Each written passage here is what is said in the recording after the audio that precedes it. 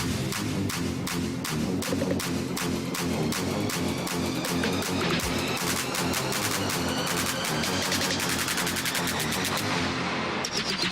get nasty on a Tuesday. It's a Fast Lane on 101 ESPN with Andrew Marsh, Carey Davis, and Jamie Rivers. I'm Anthony Stalter. 201, your time check is brought to you by Clarkson Jewelers, an officially licensed Rolex jeweler.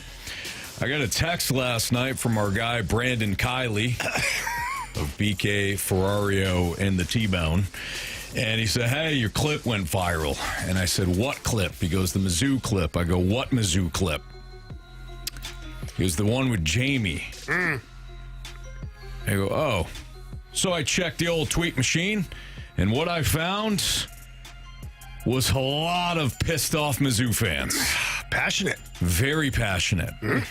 So Jamie broke the internet last night in something that I thought was just, it wasn't even on my radar after last night's show. But without further ado, the man of the hour, Jamie Rivers. Your thoughts? Yeah, so my thoughts. Wow, overwhelming as it is. I'm not a favorite of any passionate Mizzou fan, irrational, passionate Mizzou fan, for that matter. I'm not a fan favorite there, and I really don't know why. But let's start from the beginning, okay? What I may not understand, and I'm willing to say this, and Carey, I talked to you about it in the office.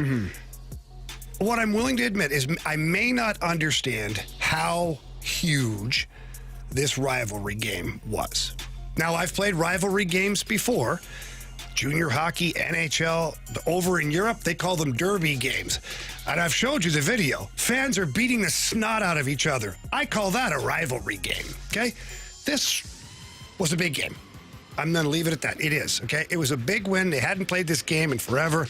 And fans are like, well, you don't know what it's like. It's a college rivalry. You're like, I don't know what it's like. I did not go to college. I was busy playing in the NHL at that point. But that being said, had I went to college, I would have loved to experience something like this. I would have been at Faroe Field with all my friends at Mizzou and doing keg stands and celebrating and having a great time. So for that part, maybe I'm missing the mark.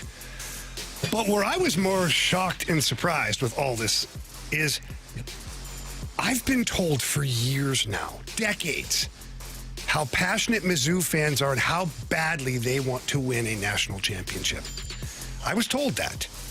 And then when I suggested that this was an okay win, rivalry win will give it more weight, for sure. Great. I don't understand the rivalry. I'll put more weight on this win. You got it, man. But when I alluded to the fact if you haven't played anybody yet, I'm looking at South Carolina. I'm looking at 5 games left against top 25 opponents. So the Mizzou I was told about when I first got here, because I'm not a local, Carey. Sorry, I'm not. I was told this team fights. This team wants to win. We don't accept second, third, fourth. We want to win a national championship. We want to get the best players. Coach Drinkwitz himself, when he came on, boy, did he sell us a nice used car, right? Good for him. He was serious. He went and had a great recruiting class. He's been awesome in the transfer portal. Why are you doing that? You're not doing that simply to beat KU. It's a nice win, and I'm thrilled about it. Now that I look back, I'm willing to say, you know what? Great job. You celebrated. You should. But I'm eyeballing South Carolina. I'm eyeballing the Oklahomas. I'm eyeballing all the time. Like, those are the teams that I'm eyeballing. So when I hear people get mad, like, well, yeah, he hates Mizzou. Have you really even listened to me? Have you? Because, again, I never went to college. So by default, when I came to St. Louis in 1993, I went to Faroe Field. I saw a football game. I went to Harpo's. I've eaten at Shakespeare's. I've spent over $120,000 putting my kid through college at Mizzou. I proudly wear Mizzou stuff. She's a Mizzou alum. All of that stuff. So if I'm not thrilled that we beat KU, I'll take the fact that I don't understand it. But I want more for this team. The expectation can't be like, well, we're awesome. No, you're not. You just broke the top 25. That's great. Awesome. Let's keep going. If we go to boxing, you got 2 fighters, and you're not the heavyweight champ. If Anthony and I are fighting, just hypothetically, okay, we're ranked 4th and 5th, and I beat Anthony, My eyeball, I'm not celebrating that. I'm happy with it, but my eyeballs are on the heavyweight champ. That's where I'm headed. So if I'm Mizzou, I'm happy we beat KU. But the eyeballs now should be on not just being a top 25. Now it should be being a playoff team. Like, am I crazy to think that that's what I thought Mizzou football was? Yes. What? Coming from Carey. What? No, but is that not usually the goal? Is to be the best you possibly can be, not just celebrate? This is to piggyback off of you, Jamie. This is why I don't listen to those people. I went to Illinois. It's not like we have a storied history of being a great football program. We are really good this year. We have had some years that we have been really good. But I am a rational person. You don't feel like I'm not trying to say other people are irrational. But I am a rational person. I understand what Illinois is. Mizzou has been really good for the last few years. I thought last year was a year where they should have made the college football playoff. They lost some games that I don't think they should have lost, and they didn't make it. I thought last year was probably their best opportunity to make that. 10-win season. I don't care about the Ohio State win a few years ago. You know I don't give a damn about that because Ohio State had guys that had never played football at Ohio State taking the field. That just is what it is. The fact that they are upset, and they've thrown me in here too. They are upset. Well, they're mad at you and Illinois. No, they mad at me. You never beat Mizzou. Okay. I didn't. We lost to them every damn time we played. It sucked. Trust me, I was there. You wasn't more mad than I am. I was pissed off. I lost twice to them. Got my butt kicked right down at the Dome. But guess what? Still had a great career, still had fun playing football, still did everything that I wanted to do other than beating Mizzou. Now, to the KU point. All I was trying to explain yesterday is KU, in my opinion, the team that I watched last year from KU was a really good team. How do I know? KU has 10 players on rosters in the NFL. 10. That's it. That's all. 6 of those players were on the team last year. So when you try to tell me that this team this year, they're better. They're not. They're not. But it's okay. It was a good win. You're getting your face kicked in early. You found a way to win. Congratulations. I'm happy for you. Hope you win the whole damn thing. Unless you play Illinois. It is what it is. Do I think you will? No. You're in a tough conference. So, Carey, what happened was, Anthony, you said, oh, well, the clip has gone viral. You know, that BK said that way. Yeah. And so we dove into it. Jackson Burkett actually brought this to my attention because people are starting to say clickbait on Twitter and all this stuff. And, oh, he's just looking for clicks. Did 101 or the Fast Lane post that video? Marsha, you're in charge of that. Nope. No, we didn't post that. So somebody else, you know the name of the person. Their Twitter handle was... I think it was like Zoo in the Loo. Zoo in the. They posted a video with. By the way, it's kind of funny because my voice is sped up to like 1.5 times. It was funny. That was funny. I sound like either the disclaimer at the end of a law firm commercial or an auctioneer. Mm-hmm. But either way, we didn't post that. So to suggest that it was clickbait or just trying to rage bait Mizzou fans, we didn't post it. We didn't post it. And second of all, I'm a Mizzou fan, you donkeys. Like, you don't get it. I'm pushing. I'm not. I know you're not. Don't worry. There's a clear border here. I get it. But my daughter did go to Mizzou, too. Your daughter went to Mizzou. Yeah, so and she cheered on the Tigers. Yeah, good for them. So let's just go back for a second here, because I did a little digging, okay? We talked about big wins in the history of the franchise or the school. Because everyone was talking about this being a big win against KU, who was, I'm told, ranked 35th. I can't find that anywhere. I'm sure it's available. Big win from a rivalry standpoint. Doesn't matter. People aren't saying that. Sometimes this is a big win for the program. Let's go back. 2007, they beat Kansas. They had a big win against Kansas. I think Kansas was ranked number 2 at the time. So that's a big win. Go back to 1969, Anthony. They have a win against number 2 Oklahoma. That's a big win. 2005 against number 10 South Carolina. That's a big win. 2010 against number 9 Oklahoma. That's a big win. And there's more. I have a whole list. I could bore you to death with, like, Mizzou's had some big wins. So when I say that this isn't a big win, I'm really not trying to discount the rivalry. But the game, if you were to just circle that game on the calendar, I don't think outsiders, people in Canada, wouldn't look at that and go, oh, that's a big win. They'd be like, that's two non-ranked teams that played. Well, Mizzou almost said they had KU had them on the ropes early. Okay, next. That's what I'm saying. And again, I circle back to the fact that Mizzou has big games coming up that are not rivalry games. They're big games. They've got 5 games left in the season as currently they at South Carolina, which is 11, Alabama 19, Auburn 24, Texas A&M 16, Oklahoma 13. Will they all stay there? I don't know. But as of right now, those are big games. Those are the ones I'm celebrating. If they beat South Carolina, I'm crushing Mansodas. And that's the Mizzou that I thought, that's the fans of Mizzou that I thought were there. We're fans that want nothing but the best, not just celebrating these rivalry games. So as we circle back, did I misspeak because I've never been a part of the rivalry? Maybe. And it's been a long time. So my daughter was not a part of this. She graduated 2 years ago, so the whole math thing that she wasn't a part of the KU, the border war. So I don't really know. But all I know is that when they sit there, and Mizzou fans tell me I'm not a Mizzou fan, you're wrong. And when you tell me I don't know what I'm talking about, you're wrong, because I do, because I'm actually striving for championships and real wins, not just rivalry wins and carrying around a drum. All of that was really cute. But now South Carolina has to be the opponent that you're focused on as your true first big win. And so if you took what I said and you didn't like it, or you're upset, or you tweeted at me, or you messaged Tommy, or you left a recording, or you did all that stuff, I'm sorry that you feel that way.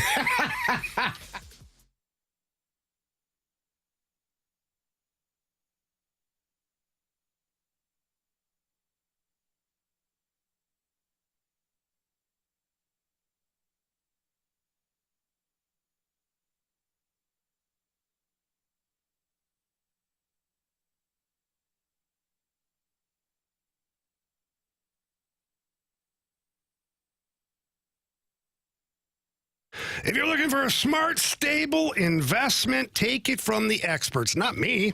I'm just talking about it. Take it from the experts. Warren Buffett, Bill Gates, even the Jags owner, Shad Khan.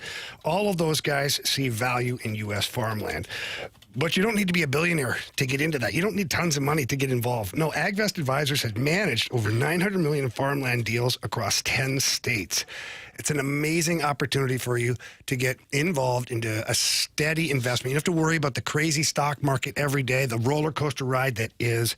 Jump in, and each year there's appreciation of the farmland as well. And let's not forget, if you own farmland, AgVest can help you maximize its value with full-service management, from sourcing and diligence to rent, as well as tenant selection. And all you have to do to get all of this opportunity, call my guy, Chris Bronner. He is the founder over there at AgVest. You tell him that Jamie Rivers sent you in, and he's going to take great care of you. And you just have to call him at 618-520-7022. That's 618-520-7022, or visit agvestadvisors.com. Buy land, not making it anymore.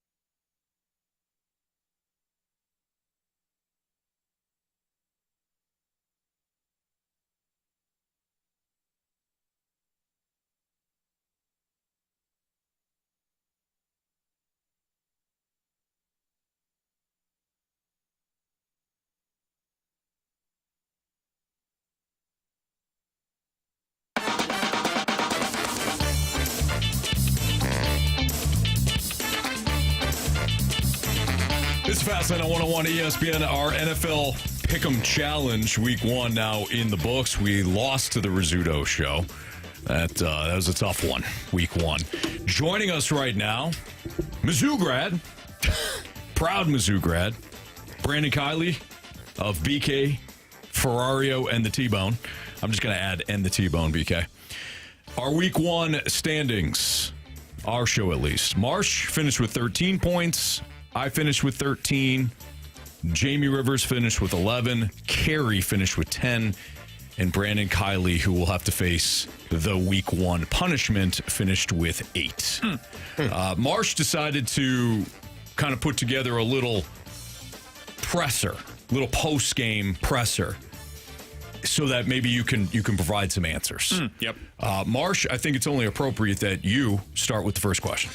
BK, I was just wanting to know where your head was at heading into Week 1. Never mind the picks, but I just want to know your thought process as to the picks that you ended up choosing. And was there a thought process? Yeah. That's the first one. There was a lot of close games that you ended up going the other way. Yeah, so we can get to the actual results, but my biggest thing going into this season, I mentioned this on our show, I'll say the same thing here. I don't feel like I have a great feel right now for the middle of the NFL in a way that I haven't felt this way in a few years now, but I feel like there's a lot of teams somewhere in that 7 to 10 win range, and I didn't have a great feel going in on where they would ultimately stack up. So that was probably the toughest thing for me heading into the week. I also thought there were a lot of legit 50-50 games going in. Eventually, you got to flip that coin, decide which side you're going to be on. I just happened to be on the wrong side of every single one of those coin flips this week. Which pick do you regret the most out of those close ones? Out of the close ones, probably the Patriots over the Raiders. I thought the Raiders were the better team, and I went with the Patriots because they were at home, West Coast to East Coast. That's the only one really of those close ones that I legitimately regret. Most of them I felt pretty good about even coming out, where I was like, hey, listen, sometimes you get it wrong. Like, you make the right bet, but you get it on the wrong side. It happens sometimes. Gary, Jamie, do you have any questions for PK before we... Yeah. You watched the Patriots play last year, and you thought that they were going to win? I watched the Raiders play too, but In his defense, I went with the Patriots as well. I picked the Patriots. I picked the Patriots too. Yeah, for really? anybody curious, these are the games that I missed. I missed the Chiefs-Chargers. I'm guessing all of us probably missed that one. I missed the Bucks-Falcons, came down to the last minute or so. I missed that one too. I was stupid on the Dolphins versus the Colts. I knew that the Dolphins were going to be bad this year, and I missed it. It is what it is. I had the Patriots, as I mentioned, and then I missed the Steelers-Jets game. That was one of my big calls going into the week. I thought the Jets would win it. They needed a 60-yard field goal to win. It happens. The Seahawks, 49ers, Seahawks at home. I thought the teams were basically the same. I went with the Seahawks. They lose again in a close one. And then the Ravens collapse in the final 4 minutes in a way that no other team in the history in the NFL has collapsed before. That one hurt us the most. That was tough. Jamie Rivers went on ESPN. Jamie Rivers, 101 ESPN, 2 to 6 in the fast lane. Brandon, these players will remain nameless at this point, but word is around the locker room that some of your teammates have lost faith in you. How do you feel about these rumors, and what can you do to possibly change the opinions of certain teammates? Yeah, no. Moody in San Francisco had similar rumors the past week. I don't know if you've seen the news recently, but he was just released. So it is definitely something that is on the back of my mind. I understand it. I don't blame them for it. I will reconcile by winning.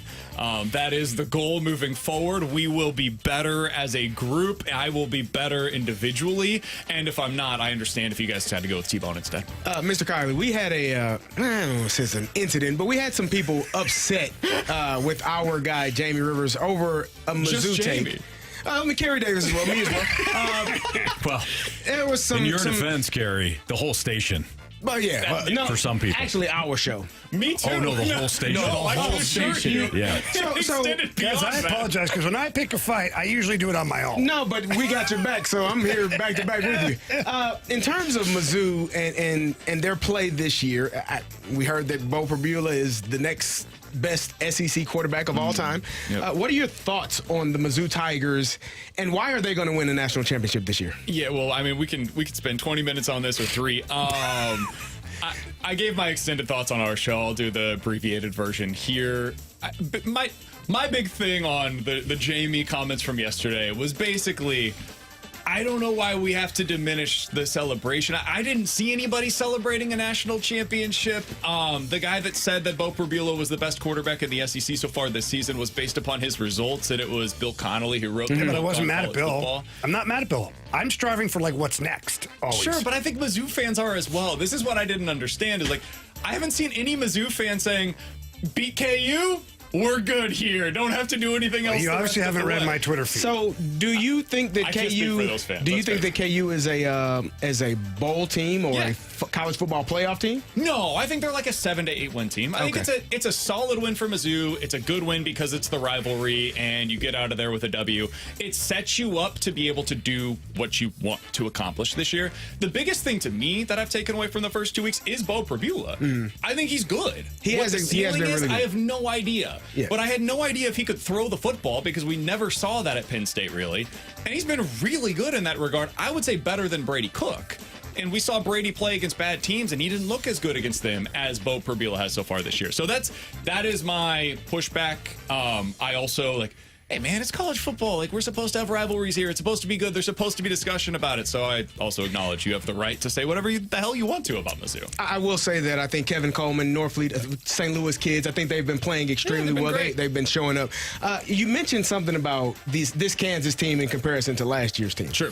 And you believe that this team is better than last year's team that was ranked number 19 in the country at one They point. have a better quarterback. Jalen Daniels They have is the same healthy this quarterback. time. Jalen was hurt most of last year. They played all year, though. Sure, but Brady 2 years ago was better than the Brady that we saw last year because Brady was hurt last year.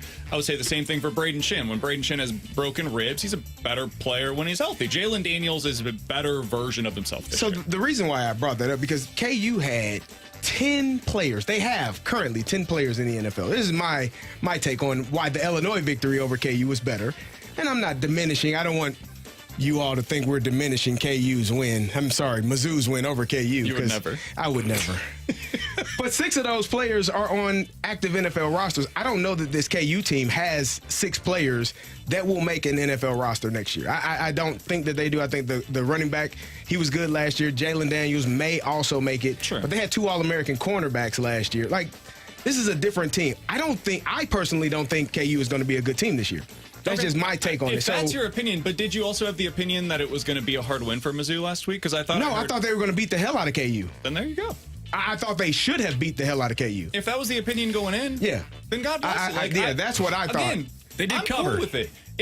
Again, Great teams cover. They did for what cover. I've been They told. did cover. They did My cover. whole thing on this is a front you can door. watch college football however you want to, and you're an Illinois guy, Carey. I would expect. I went into last week. What did I say all week? I thought Illinois was going to lose. I did not think know. that they were going to beat Duke.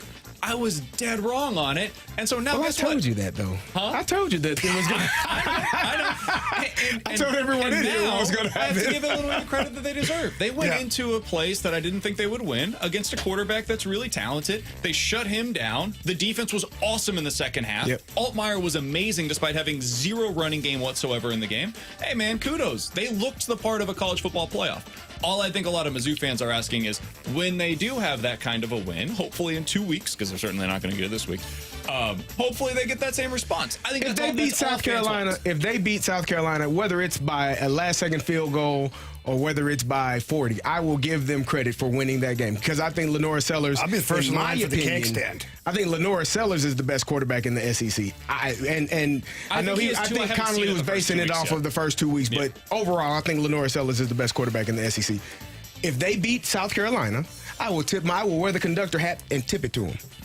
Just might for be that. And I think the biggest That's all misconception. that's what Mizzou fans want. But Yeah, I will. The biggest misconception that people have had the last 2 days is that I don't like Mizzou, which is the furthest thing from the truth because it's the only college I've ever cheered for.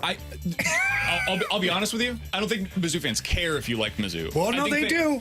No, I No, think they care. spewing out, oh, no, your hatred, you hate Mizzou. No, I don't hate Mizzou. I think what their perspective was, Jamie, is it sounded like you were hating on Mizzou. And No, they didn't I'm expecting care. more out of Mizzou, and I'm allowed to expect that. I agree. I expect Mizzou to do great things this year. I wish them the best. I want them to win. I 2 honestly, weeks from now. you know what I hope? This is my hope. I hope they make it to the college football playoffs and Illinois makes it to the college football playoffs boy. and we can play one another. I think that'd be awesome. And that's what I hope. I hope they win the rest of their games. I hope we win the rest of our games. I hope we meet in the college football playoffs. It doesn't have to be the national championship. It could be the first round, the second round. It could be whenever. But I hope there is a collision course for Illinois to play Mizzou. And then we'll talk. And then we can have all of the back and forth banter. Whoever wins gets the rights to talk crap to the other one. The other one sit in the corner. I don't give a damn. But that's what I hope. I hope Illinois wins all, and I hope Mizzou wins all. So it could be a collision course for that to happen. Not big enough a rivalry, though. Why don't we do this punishment? Jamie, I get to shoot him? I think it's Jamie's turn. You got the Mizzou Tiger shirt on. No, Tiger versus Tiger here right now. How do you feel about that, BK? That he's wearing the Mizzou Tigers shirt. I thought that was the best thing he did. When I saw him walk in here earlier today and I saw the shirt, I was like, that's perfect. It's great. Oh, yeah. It's great. I got this at what's that store called in Columbia? Bookstore? The bookstore, yeah. I bought this. Mizzou got even more of my money because of this T-shirt. At least give me a championship. All right, here we go. All right. Are we locked and loaded here, Marshy? Let's hope. This is a little close. You got that thing pointed at me. Should be locked and loaded. No, don't worry, Carey. My hand's not on the trigger. Yeah, okay. You can trust me. All right, so this is for the week 1 punishment. Kylie finished last on our team. Hold on. So I got it. I fixed it. He faces the week 1 punishment. This will, if he loses next week, he'll get 2 shots next week. But this is shot number 1 with the You should be airsoft used to it gun. by now. The airsoft gun. Here we go, Jamie, on your countdown. Oh, yeah. All right, Jamie. 3, 2. Oh, the left one. Yeah. All right. There you go. Nice little warm up. Now, as we always say, BK, this wasn't for you. This was for us. And it wasn't personal. It wasn't personal. Actually, wait, no. This wasn't for us. This was for you. Now you're motivated. Now right. you're What was locked the in. game that you disliked most that I picked? There's plenty to choose Oh, man.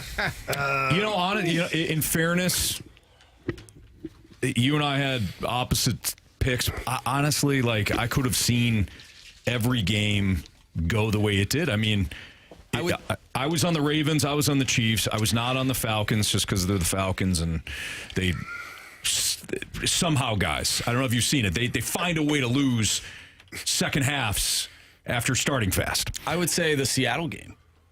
Seattle's home record last year was garbage. I had Seattle too. You know the one I didn't like, but it was. I mean, still, it was a Monday night game. It was a division rivalry. yeah. I thought the Vikings were the play last night, but You didn't think that for the first 3 quarters. exactly. I mean that was a close game and a game that the Bears should have won. Weird really. week, man. Weird week. I know week 1 we always say this about the NFL, but there's always a game that throws us. Just a weird week in the NFL. Week 1's the hardest to pick. Yeah. Well, now we have a baseline. That's why I always say the week 1, week 2, that's your baseline for kind of the rest of the season. All right, BK, you're our teammate. You're going to get better. Appreciate you. We know that you will. You served your punishments, and I think that you know what, this Mizzou thing's going to have a happy ending when it's all said and done. I really Thank you. do. I do. No, I I hope appreciate Carey it. is right. I think they're gonna roll. Think Illinois is gonna roll. That would be awesome. All right, I will be in I think attendance. there's one group of 5 team that people are sleeping on right now. They took a tough loss this weekend. You like South Florida too? That was a close game, though, Carey. I was going to say that. You beat me to it. Carey is closer than it looked. Yeah. They're only down by 7 late in the third quarter. Fire On up, the Chips. road in Pitt, 21.5 point dog. Come on. How'd it go? Fire up. It didn't go well. It didn't go well. You want to crush my team too while you're crushing everybody else's spirits around here? Huh? Hey, my team won their last game. We're still celebrating. Texas. Oh, Mizzou. Big Texas. This is Texas. Yeah, I didn't think I could take Mizzou. Yeah. Actually, I got it wrong.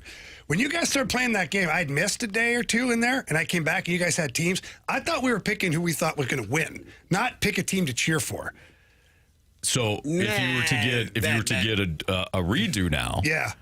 who are you picking? I don't know. It wouldn't have been Texas. I would have picked a lower team, somewhere 15 to 25, somewhere where you lose 1, you win. You know What what? about I'll tell you number which bandwagon 25? You got one right now. There you go. I'll take Mizzou. There you go. You got a dime with them this There you year. go. Nice. I always have loved Mizzou. That's the problem, is nobody gets it. Now people are It's like the their coach heads that- are exploding. It's like the coach that pushes a certain player because he knows that there's more in there. Doesn't hate the player, just knows there's more in there. Mizzou's your Jordan Walker. Oh, I'd take a different player. Jesus. BK? What? We'll listen to you tomorrow, 11:10 to 2 o'clock here. 11. Cool, man. It's normally 11:07, so we'll see you somewhere around there. 11:07, depending on when TMA wraps up their phone calls. CBK, or their emails, I should say. Nothing but love here to the rest of the peeps at 101 ESPN. All right, Monday Night Football. We had mentioned it briefly. Marsh lost about 10 years off his life. Man. J.J. McCarthy and Caleb Williams, I think, switched bodies heading into the fourth quarter. We'll get into the game next on 101 ESPN.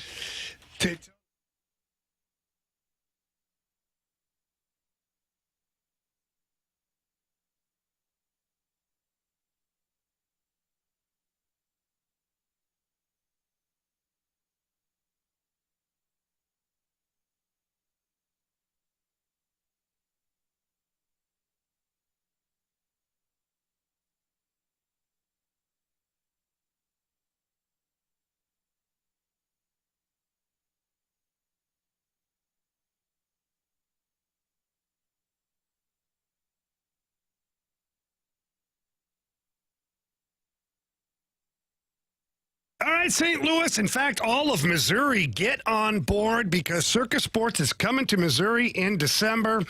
But you can get ahead of it now. You can start playing using your Circus Sports Illinois app. It's super easy to find. You can find it on their website or any app store. Download it. It's user-friendly. And I'll just tell you a quick story about my guy, Derek Stevens, who started Circus Sports, the casino in Las Vegas. Said, I want to make the world's largest sports book here in Las Vegas. And he did it. And now it's in the palm of your hand. And pretty soon it'll be here in Missouri. Times are super exciting. They've got all your favorite game modes, whether it's player, props, parlays, you name it. Great lines on all of their futures bets, tight money line splits, and always the best odds available of any app that is out there. That means bigger payouts. They got high betting limits. There's really absolutely no reason you shouldn't be using Circus Sports. It's an awesome app, great odds, and I just love using it. So please don't miss out on any of the action. Download Bet Like a Pro with your Circus Sports Illinois app today and join in with Circus Sports on all the excitement. If you or someone you know may have a problem with gambling, call 1-800-GAMBLER or text ILGAMB to 833-234.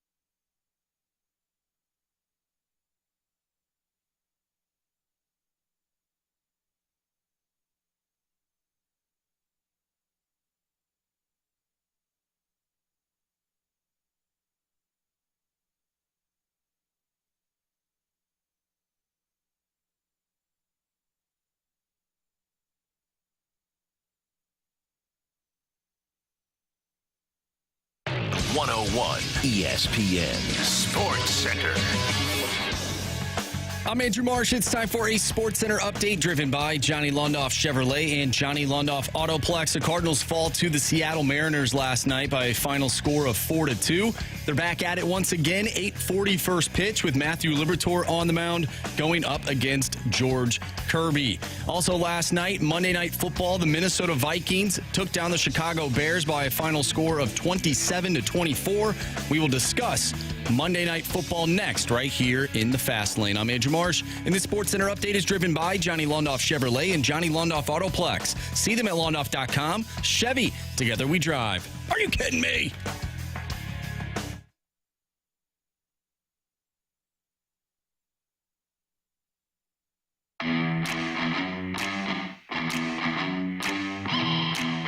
Thielen in motion. McCarthy keeps. He's got it. And forces his way into the end zone. Touchdown. Joe Buck, ESPN, Monday Night Football on the call as J.J. McCarthy leads Marsh's Minnesota Vikings to a victory at Soldier Field, 27-24. It was really a tale of two halves for J.J. McCarthy specifically. But Marsh, I think it's only appropriate, since you are a Minnesota Viking fan. You couldn't have felt too good in the first half there. You probably were regretting life as you knew it. You didn't want to come in to the station today, and you just wanted to take maybe a month off. And then things turned around. Yeah, those first three quarters were something, huh? Yeah, that was a tough watch for basically the entire game, but the Bears, they let him hang around. I think JJ started to feel a little bit more comfortable. I think the best thing that happened, and I know this is weird to say, but him throwing that pick six, like that was the worst thing that could happen in your first start in the NFL. Throwing a pick six, Bears go down, they have all the momentum. And then I think just after that, he was like, you know what, screw it. Like, let's just go out there and let's play some football. I think that Kevin O'Connell, the first part of the game, you know, some of the play calling, I think it was a little safe. But I love the resiliency from McCarthy in his first start. And once that fourth quarter rolled around, the defense stepped up. They kept that game close. And once he sort of got into a rhythm, he became the quarterback that I thought that he could be. So I think he can take that momentum and keep going into the following weeks. But overall, a great fourth quarter, and I'm just happy that they got the win. Yeah, so obviously the big question mark coming into this game, well, there was a lot coming into this game, obviously with Ben Johnson, the new head coach, Caleb Williams, his second year. But for the Vikings, I think the biggest question mark was J.J. McCarthy. Mm-hmm. And unfortunately, for the first three quarters, he remained to be the question mark. Mm-hmm. He looked overwhelmed at times. He was, in my opinion, he was telegraphing certain plays. But guess what? This is why I said that last week. Mm-hmm. He's never played. Right. So now he's playing, and I will give full props to him. He started to figure things out in the second half, and in the fourth quarter, he looked like a comfortable quarterback, almost like, I know I can do this, just give me the ball. And it wasn't going to be wowing you with dropping dimes left and right, but he resorted to using his feet. He resorted to like other things that he was able to do, which the natural athlete in him kind of took over. So whether they shrunk the playbook for him in the fourth quarter, kept it simple, the defense stepped up, all of that, if nothing else, and I could be wrong, CD, I'll defer to you. If nothing else, J.J. McCarthy showed me that he's not going to give up, and he's going to play through to the end, the last buzzer, and he showed improvement throughout the game. I think so as well. I thought he did a great job. Initially, it didn't look good. No. It didn't look good at all. Not great. He just saw my face. He couldn't. 2 hours. And they started to try, play action pass, getting them on the run, because like Jamie was saying, he was staring down his receivers. The out route that he threw, if you're throwing an out route, it needs to be on time. And it got to be outside. It was left inside. You get a pick six. I thought it was terrible. But then he figured it out. I think he got more comfortable. And I think what alleviated some of the pressure for him was they started running the ball. Jordan Mason started running the ball downhill. They started running the ball successfully, and what that does, it forces those safeties to come up, and now the picture becomes a little bit more clearer, and I think that's what happened for him. But watching that game, it looked like, two young quarterbacks. I thought Caleb Williams actually played really well. He had some errant throws where he was throwing the ball over a couple of receivers' head. He put DJ Moore in a blender. He almost harmed him for the rest of the season. But I thought Caleb Williams was decisive with his throws. If it wasn't there, he checked it down quickly. He was decisive. He made quick decisions. I thought both quarterbacks, for Caleb Williams, was good for 3 quarters and then kind of tailed off towards the late where he was throwing the ball, and J.J. McCarthy was bad for 3 quarters and got better in that 4th quarter. I've seen a lot of people online say that we watched J.J. McCarthy grow up in real time in that first game. Keep in mind, didn't play last year and played 1 series in the preseason. I thought the Vikings offense looked like they were in preseason mode for the first 3 quarters. And then there was one thing that Aaron Jones, he was on the show called Speakeasy, with Emmanuel Acho and Shady McCoy, and he said that J.J. McCarthy, and I think it was late 3rd quarter, it was after he threw the pick 6, he walked into the huddle and basically was like, where else would you rather be? Like, just keeping that nice positive demeanor, and then went out there and balled 6 for 8 in the 4th quarter, 2 touchdowns, throwing the football, and then runs 1 in as well.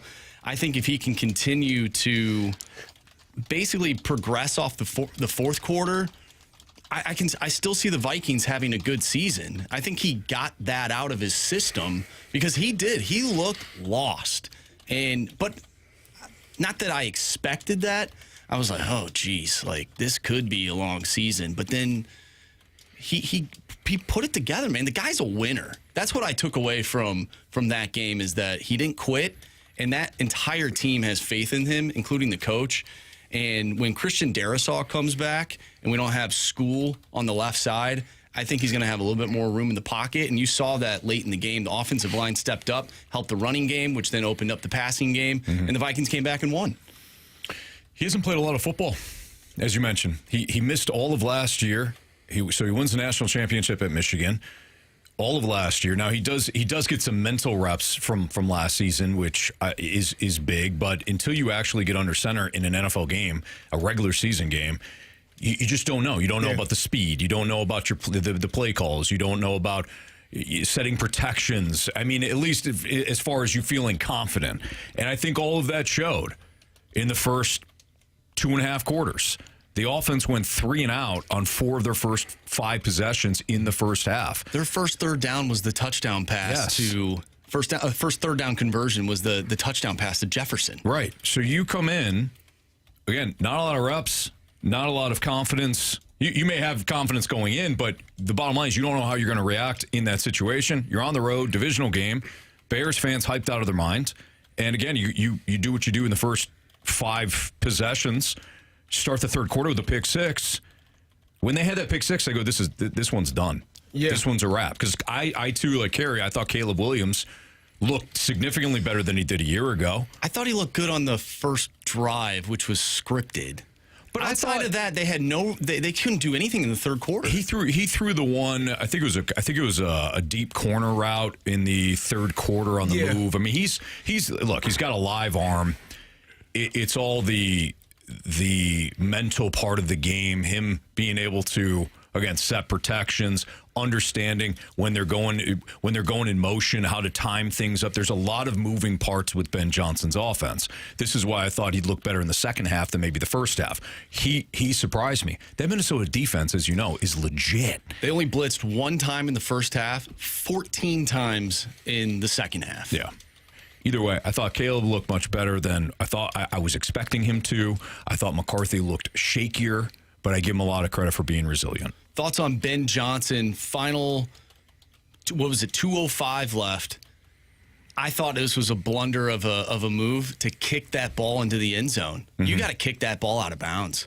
What are you doing? Which one was that? that they score the touchdown, the late touchdown, and make it a 3-point game. That ball's got to be out of bounds. You have to use the 2-minute warning as one of the timeouts. They have to run the play. Through the end zone. Through the end zone. Or out of bounds. Just kick it out of bounds. You want to kick it out. You want to kick it out of the end zone. Yeah. You don't. But it's going to go to the 40, the 35 rather than the 40. What's the difference? Well, it's 5 yards, and you still don't get any time off. I'm saying kick it through the end zone. Right. He either do that or kick it out of bounds. I guess compared to what they did. Yeah, you save the clock. I got you. Compared to kicking the ball off, having that returner eat up that time before the 2-minute. That's what you're saying. Yeah. Yes, I agree. That cost them 40 seconds? Yeah. That was a bad deal. That was a mistake. Somebody else made that mistake. The Bills. I think the Bills made that mistake in that 13-second game. Yeah. Yeah. And it wound up obviously being. They should have kicked it inbounds that time. Correct. Yes. Yeah, you're right. It was the reverse. To let the clock run. Instead, they saved. Kicked it out of bounds. Yes. And good call. Yeah. Good memory. All right. What is it going to take for the Cardinals to pull off the improbable? Even if we don't think they will, what's it going to take for them to pull off the improbable and secure maybe the last wild card spot in the National League? We'll get to that next on 101 ESPN.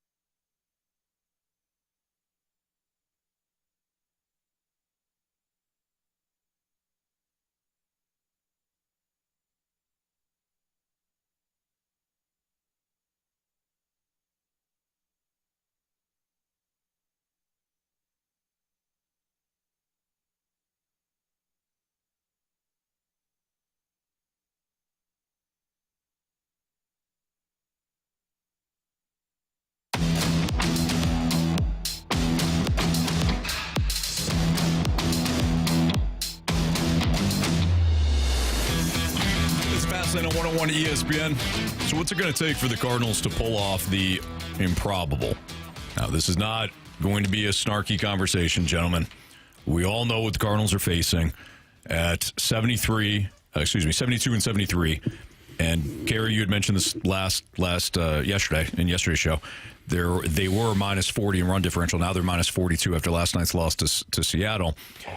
Yet they're still only 4.5 games back in the wild card. 4.5 games back of the Mets. This is starting to become torture. No, I'm serious. I don't mean in a bad way. I guess it's not a great way, but Torture doesn't sound great. No, torture does not sound great. But we don't shame anybody around here. No, you're right. But you're fourth place in the NL Central. You lost last night, yet you're still only 4.5 games back. Right. Like, it's starting to become that like banging your head off the wall type thing. Mm-hmm. I don't know. So what do you guys think needs to happen for them to get on an improbable run? Is it obviously they need to get on a hot streak here? They need to close out the season with a bit of a win streak. But more specifically, is it the starting pitching that kind of rounds in the shape in the final 3 weeks? Do you think it's the offense? Do you think it's the young guys that they currently have on the roster? I know your answer is, well, I don't think they're going to make an improbable run. But what would be the path? They got 17 games left. I think it's going to be extremely difficult with only 17 games left to win and to make it into the playoff spot. You got to jump 4 teams. If you were to have that happen, your pitching would have to have, out of those 17 games, probably 12 quality starts from your starting pitching, an earned run average of 2.4, and your bats would have to have hit with runners in scoring position, and you would have to play solid defense. Like, you would have to be you have to be perfect. I was just going to say not perfect, but damn near perfect. Like you as close to as perfect as you can get, because you never play a perfect game. Right. Like your bullpen has to be lights out. Like, you can't give up anything. You can't, and that's when they're coming in a pinch. That's when they're coming in, with a clean inning, or when they're coming in with runners in scoring position. All of those things, everything essentially feels like it has to go right. You only got 17 games left, and you got 1, 2, 3, 4 teams in front of you to make it to the third wild card spot. Yeah. I ain't saying it's impossible, but it's going to be hard as hell. Well, you also bring up a good point, too, sorry, Jamie, where the teams in front of you also have to suffer a collapse. Well, they have been everybody's been stubbing their toes. That's the problem that we're having with this. You're right, because they're kind of doing what the Cardinals are doing right now, where they get on a bit of a streak and then they cool off.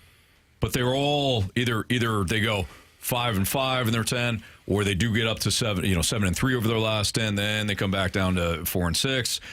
Really, this is why these teams are all where they're at. The Giants, Reds, Diamondbacks, and Cardinals have played similar baseball this season. And the Mets. And the Mets, for that matter, yes. Mets. I mean, they're 3 games up on the Giants. It's not like they're running away with the... No, because they've lost three in a row. Yeah. So it's like a battle to be the worst right now. And if the Cardinals are to make an improbable run at this, for me, it's got to be more consistency offensively. Like, they've had too many games recently where they haven't scored a run or haven't scored enough runs or even close to it. And you can criticize the starting pitching all you want, because there's plenty there to criticize. But there have been games, more often than not, in the last 10 to 15 games where the Cardinals just haven't been able to put up run support. And whether it's Contreras, he's out now. Burleson was out. Donovan's out. Like, you do have some key components, but it's not like Aaron Judge is out, or like, you need more from everybody. But you don't have an Aaron Judge. So. We'll go get him then. Yeah, that'd be nice. I think bare minimum, you have to win every series from here on out. Bare minimum. Yes. And then you have to hope that there's a monumental collapse from all the teams in front of you. It's as simple as that. I can't see this team, because they haven't shown me that they are consistent. I can't see them going on a 10-game win streak at this point in the season. Yep. Now, earlier in the year, that was nice. They went on a little streak there, and we were like, oh, okay, maybe that we have something going on here. But then a couple months happened, and now we all aren't really fond of this team. But if they win every series and they make it close, where is your head at in terms of how this season ended? And do you think that this team itself, even with a last season push, deserves a playoff spot? Or would you say yes, if you're in, you deserve it? If you're in, you deserve it. Okay. In the new format, you're in, you deserve it. That part I think is clear. The other part, at least to me, is clear. I don't think it's clear to every Cardinals fan, and I get it. I understand why they feel this way. But some Cardinals fans feel as though that if the team gets in, it's just another opportunity for the front office to say, see, we got in, we don't have to do anything. I hate to break it to you, I think they think that way anyways. So whether they get into the postseason or not, I don't think the front office, they're going to change their mentality. I do think there's a new direction with the farm system and the drafting and all that. That part is good, but I don't see this ownership group saying, well, we were going to spend, but now we made it a third wild card, so now we're not. They're not going to spend regardless. Do you think this team in 25 is better than the team in 24? This team? Yeah. The 25 version is better than last year's team. Yeah, I think the pitching is slightly better. They have to go 11-6 in their last 17 games to match last year's record. Right. So, and that kept you out of the playoffs with 83 wins. True. You're going to have to You're going to have to go on one of those streaks. 17-0. Yeah. Yeah. Okay, so let's do it. Yeah. I'll say aye. 15-2. All right, let's go, baby. Aye. The Week 1 NFL stack-up, our top 10 teams in the NFL right now following Week 1. This is usually where you're either irrational based on what happened in Week 1, or you decide I'm going to stick still with what I had going into the season. We'll find out where everybody is next on 101 ESPN.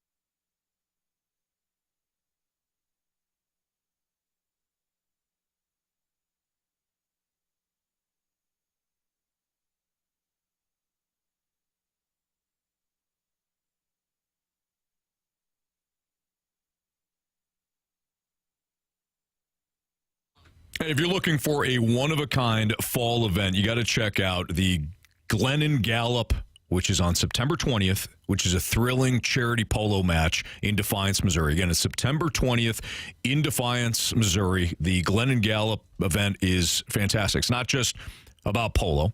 It's a field-side party with tailgating, cheering, and community spirit, all to benefit the Donnie Pediatric Center and Cardinal Glennon Children's Hospital. Bring some friends, pack your picnic, claim your spot on the sidelines, or whether you choose a tailgate spot or you have that carload admission, every ticket helps provide care for kids who need it most. Come for the action, stay for the cause, and be part of something truly special. Again, it's September 20th in Defiance, Missouri. It's the Glennon Gallup.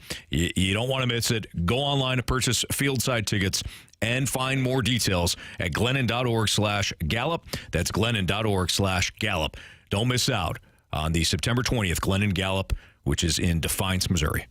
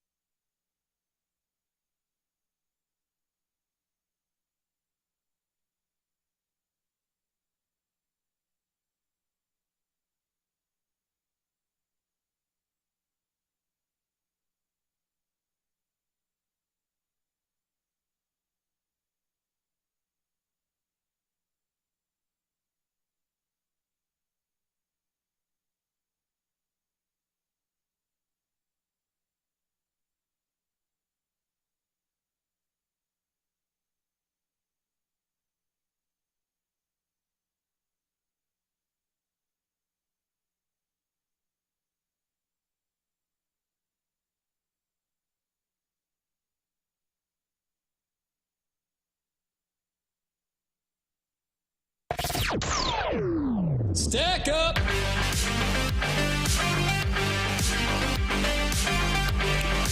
All right, it's Fastlane on 101 ESPN 303. Your time check is brought to you by Clarkson Jewelers, an officially licensed Rolex jeweler. It's the Stalter /Fastlane / 101 ESPN stack up here. All right, guys, top 10 teams in the NFL as you see it right now. 10-1.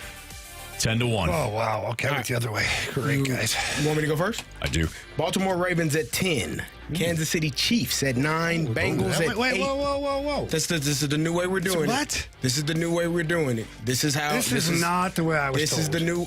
Am I incorrect? You're not incorrect. Okay. I paid attention in the meeting, Jamie. Where were you? I was probably on the dumper. Probably fighting with Mizzou fans. Who knows? Fight for my life out there in the parking lot. Man. Bengals at 8. All those parody Bucks- accounts are vicious. Bucks at 7. Steelers at 6. Commanders at 5. Packers at 4. Bills at 3. Chargers at 2. Philadelphia Eagles at number 1. Okay. Marsh, would you like to go? Yeah, I'll go next. 10 through 1, huh? Number 10, in a loss.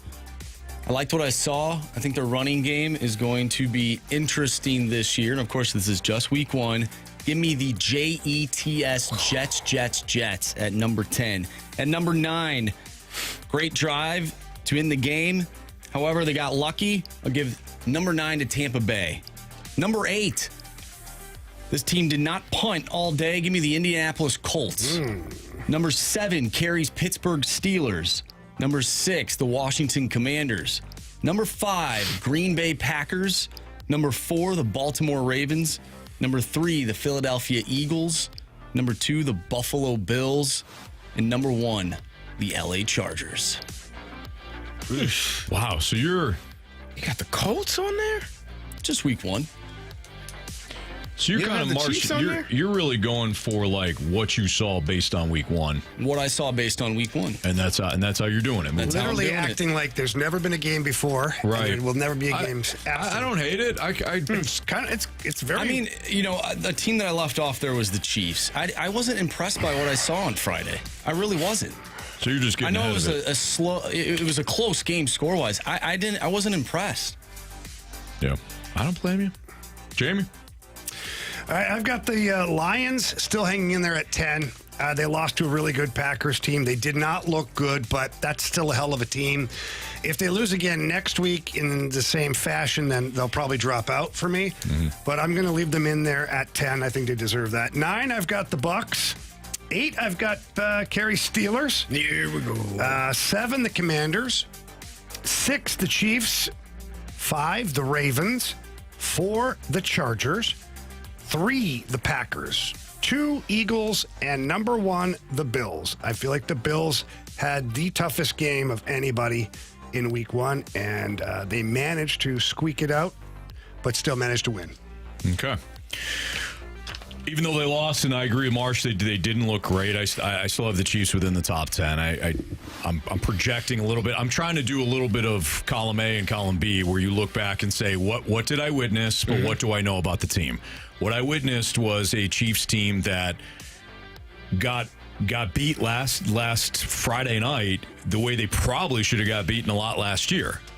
But the reason why they didn't is because there are teams that when they play close with Kansas City, they don't win either because Patrick Mahomes is that much better, or they do things from a conservative nature, and you have to be perfect to beat Kansas City. And on Friday night, LA was perfect. So I still got them at 10 because I can't leave the Chiefs out of the top 10 as well.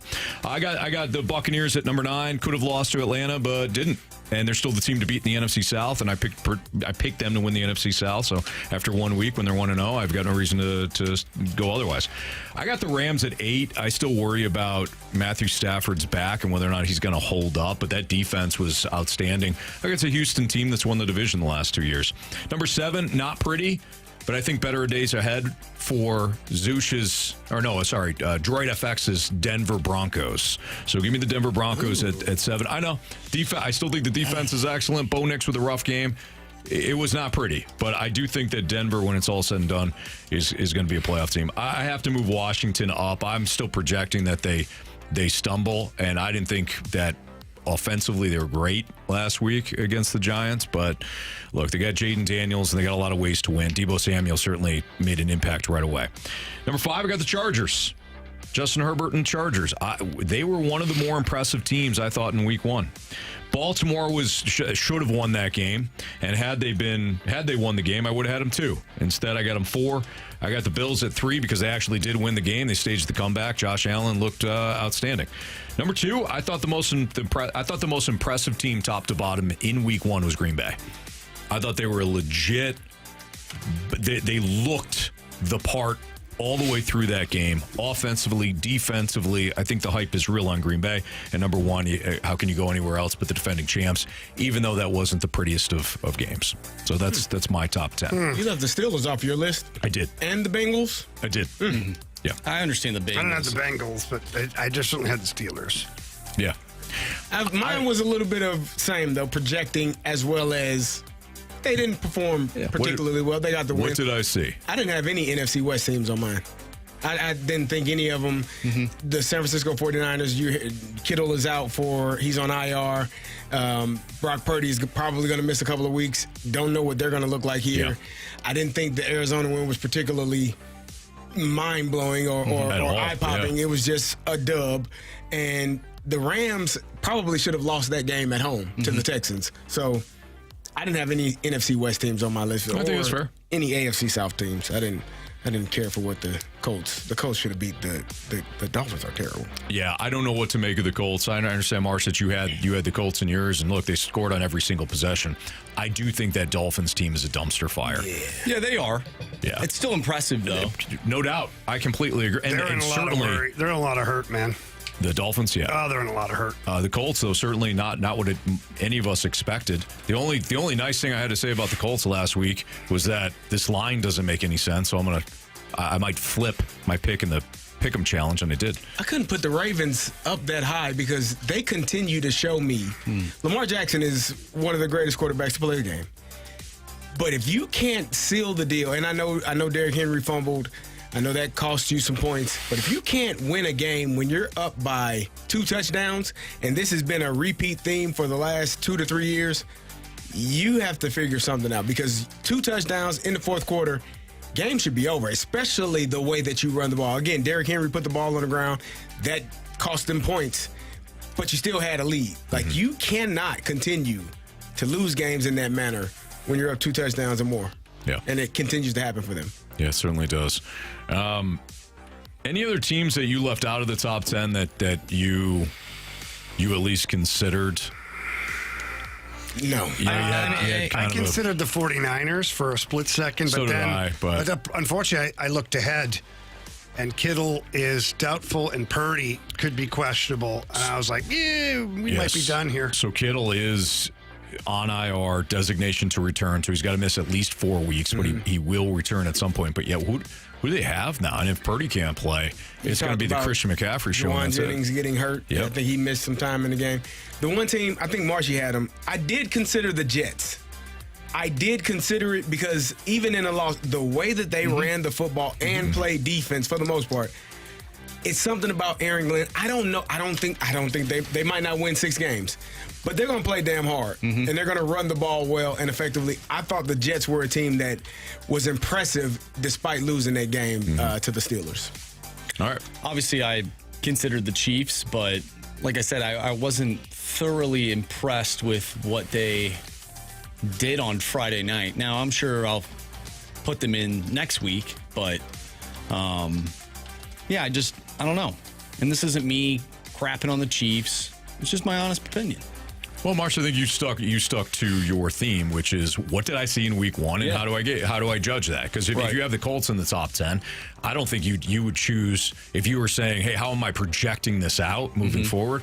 I don't think you'd choose the Colts to be in the top 10, but you're going off of what you saw last week, and they were the only team to score on every possession. I think for me, the one thing that I was really tripped up with was where I wanted to put Green Bay. I ultimately had them at 5. I know you guys had them a little bit higher. I had them at 4. You had them at 4. Yeah. I just 2. I think all the teams that I put in front of them would beat them.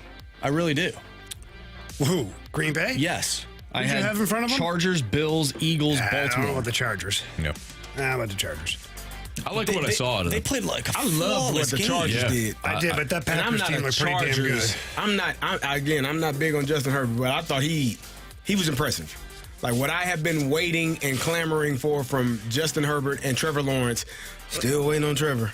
But Justin played his butt off the other night. And to seal the game, running the ball on the outside to pick up those yards to seal the game. I just thought he played fantastic. Yeah. And I'm pleasantly surprised with what the Chargers were doing. No doubt. All right. That is the Week 1 NFL stack up here in the Fast Lane. We got the Sports Six-Pack Part 1 coming up. Air Comfort Service text line is 314-399-9646. If you have any questions for us, send it in. Sports Six-Pack Part 1 next.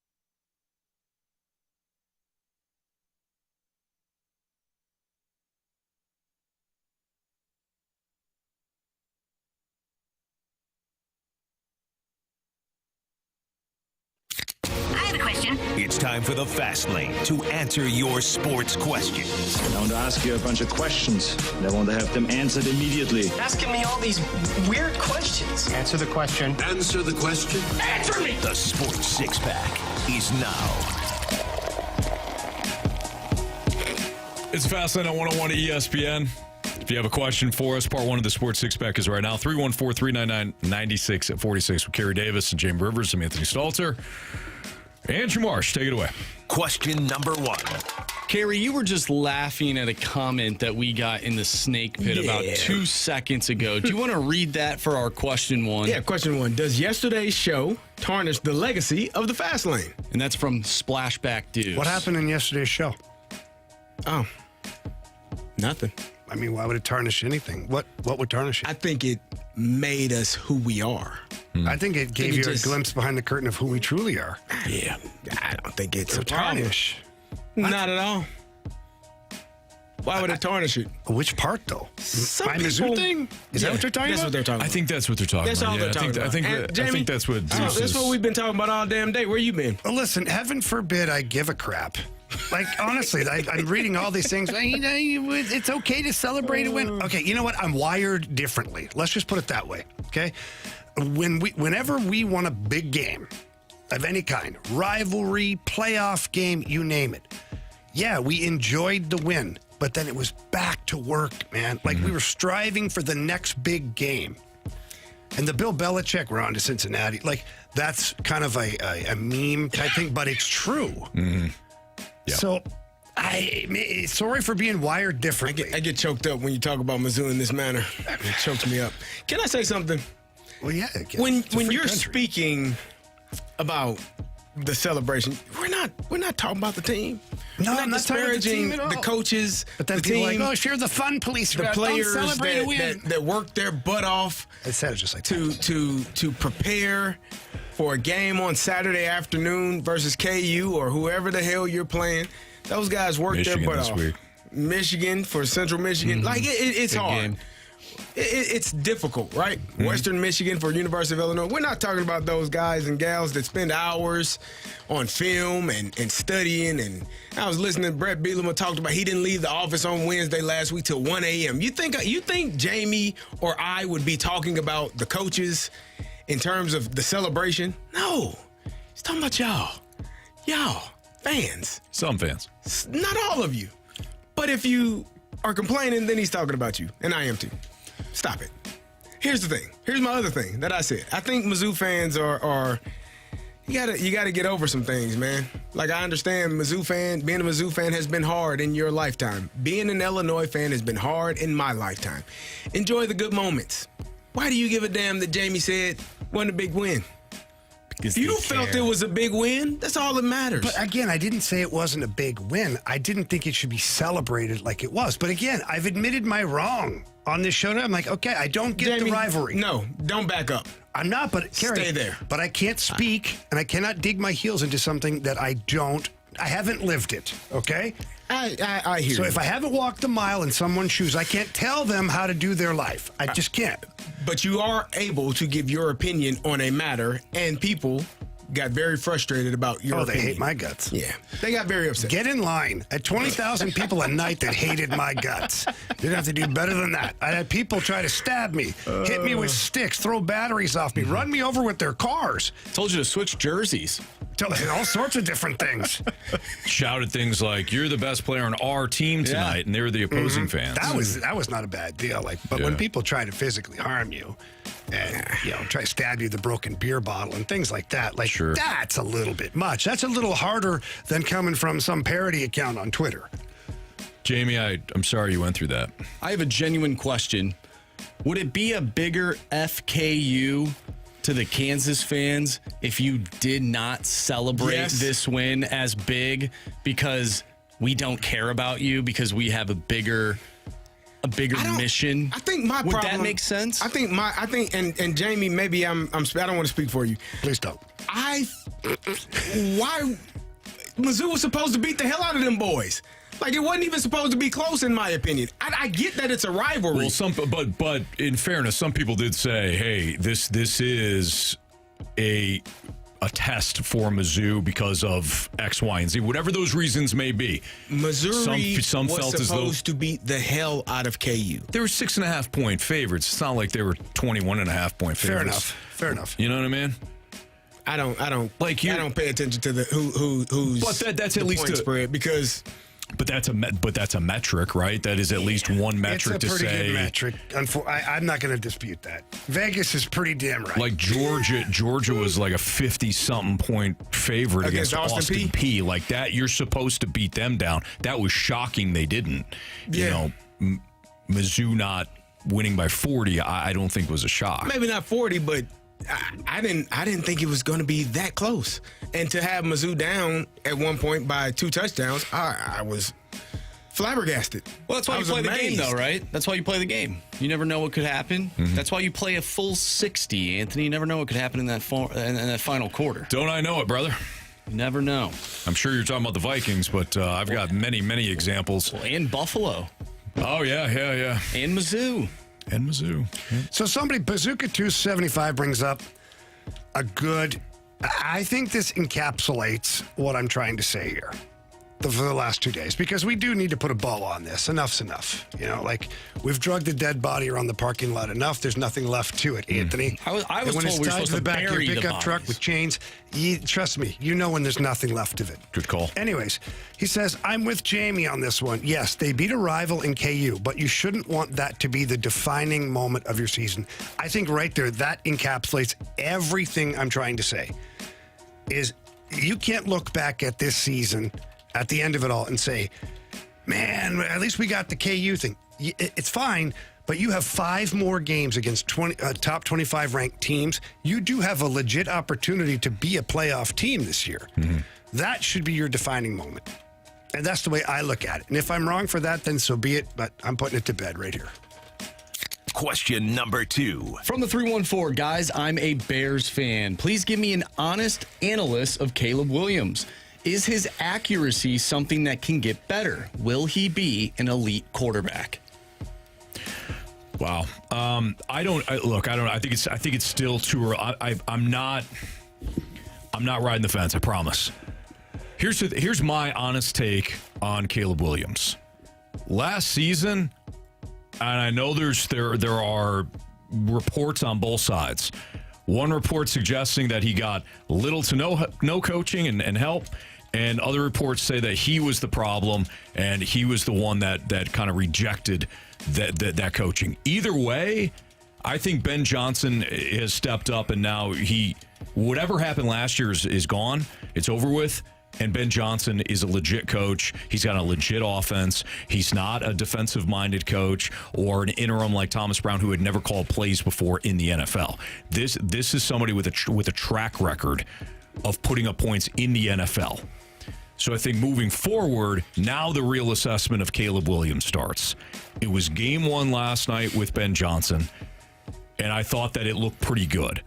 As far as the accuracy question, if you don't have accuracy in college, I do think it's more difficult to have accuracy at the pros when the passing windows close that much quicker, are that much smaller. You have to throw with more anticipation. It's a big deal. It's a big jump.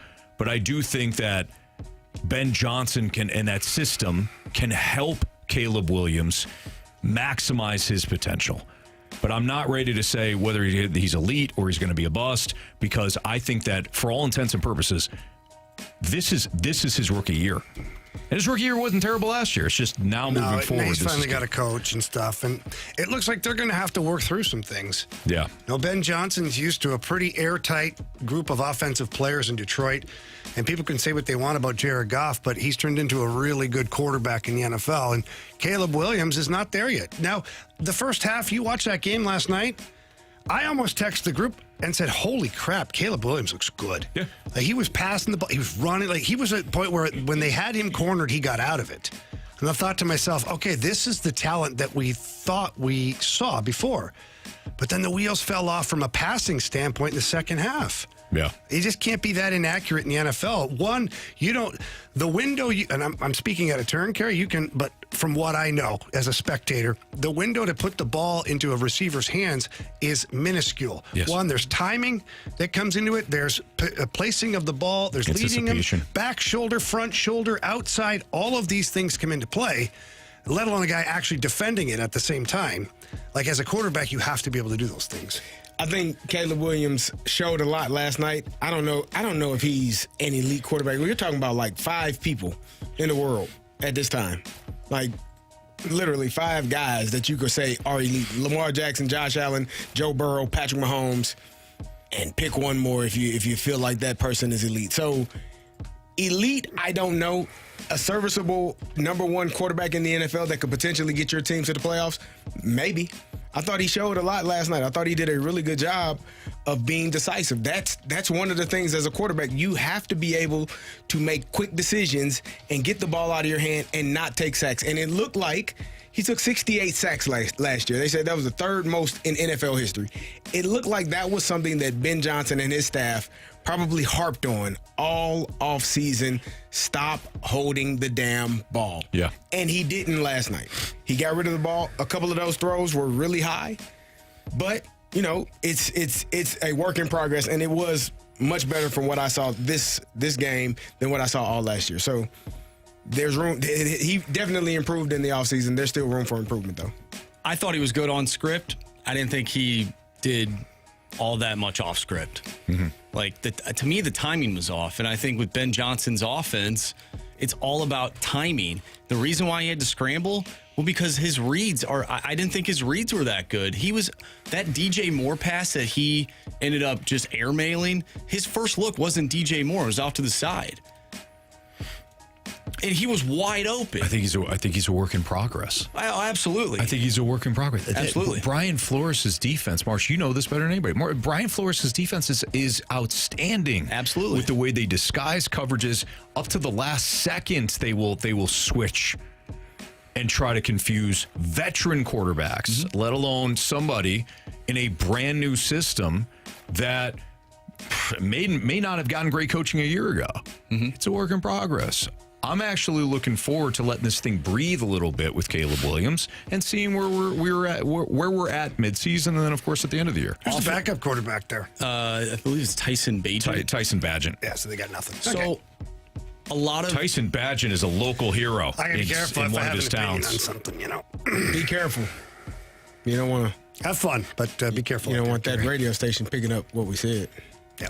so He's a local hero in Martinsburg, West Virginia. I've never been there. Yet. Not yet. Well, maybe you should go. Where? Okay. there was a lot of offensive line penalties. Who does that blame go towards? Is it the offensive line or is it him with the snap count? I think it's a collection. You talking about Caleb Williams? Yeah, I'm just wondering. I thought his snap count was actually outstanding. Yeah. He drew the Vikings offsides a time or two. Like, I thought from the report that you gave us yesterday where you were saying the snap count was ready, set, go, to what I heard, like you could hear him using, I think everything, now I feel like that report was BS because everything that was in that report it feels like completely the opposite of what I saw last night. Well, but what if Ben Johnson did come in? And if he did, then And he's give like, that "Hey, man a raise. We're not doing ready, Yeah. set, go. You're gonna get your head taken off." So again, this goes back to my point about we're now just starting the evaluation of Caleb Williams as a pro, in my opinion. All right, what are we on? We will be on question number 3 when we come Okay, well, back. we'll do that next here in the Fast Lane. Part 2 of the Sports Six Pack is next on 101 ESPN.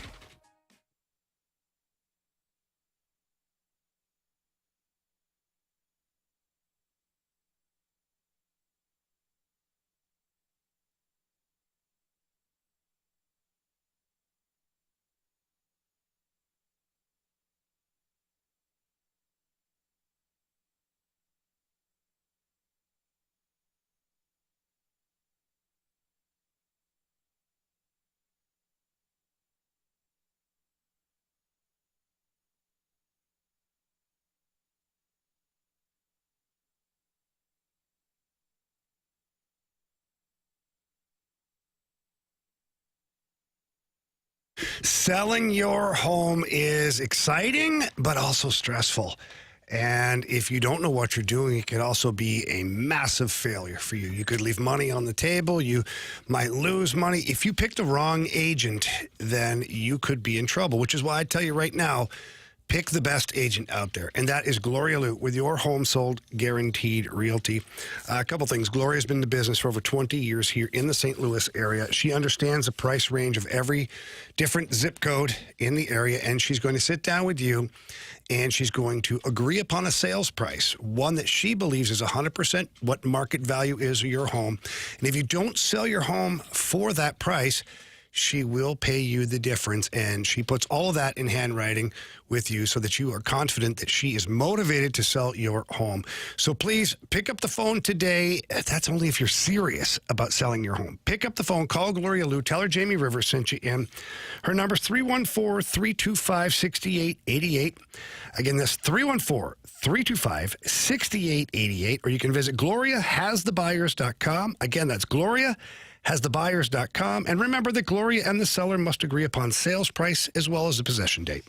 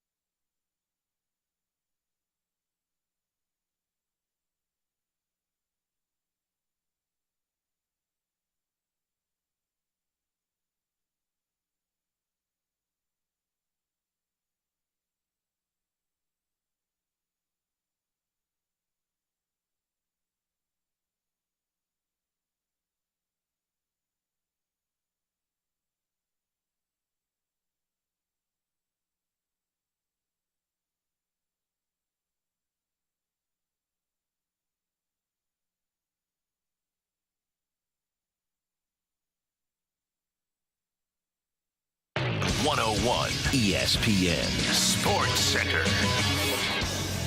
I'm Andrew Marsh. It's time for a Sports Center update brought to you by Saliga Heating and Cooling. We were just discussing Caleb Williams in our Sports Six-Pack as Minnesota takes down the Chicago Bears 27-24 last night on Monday Night Football.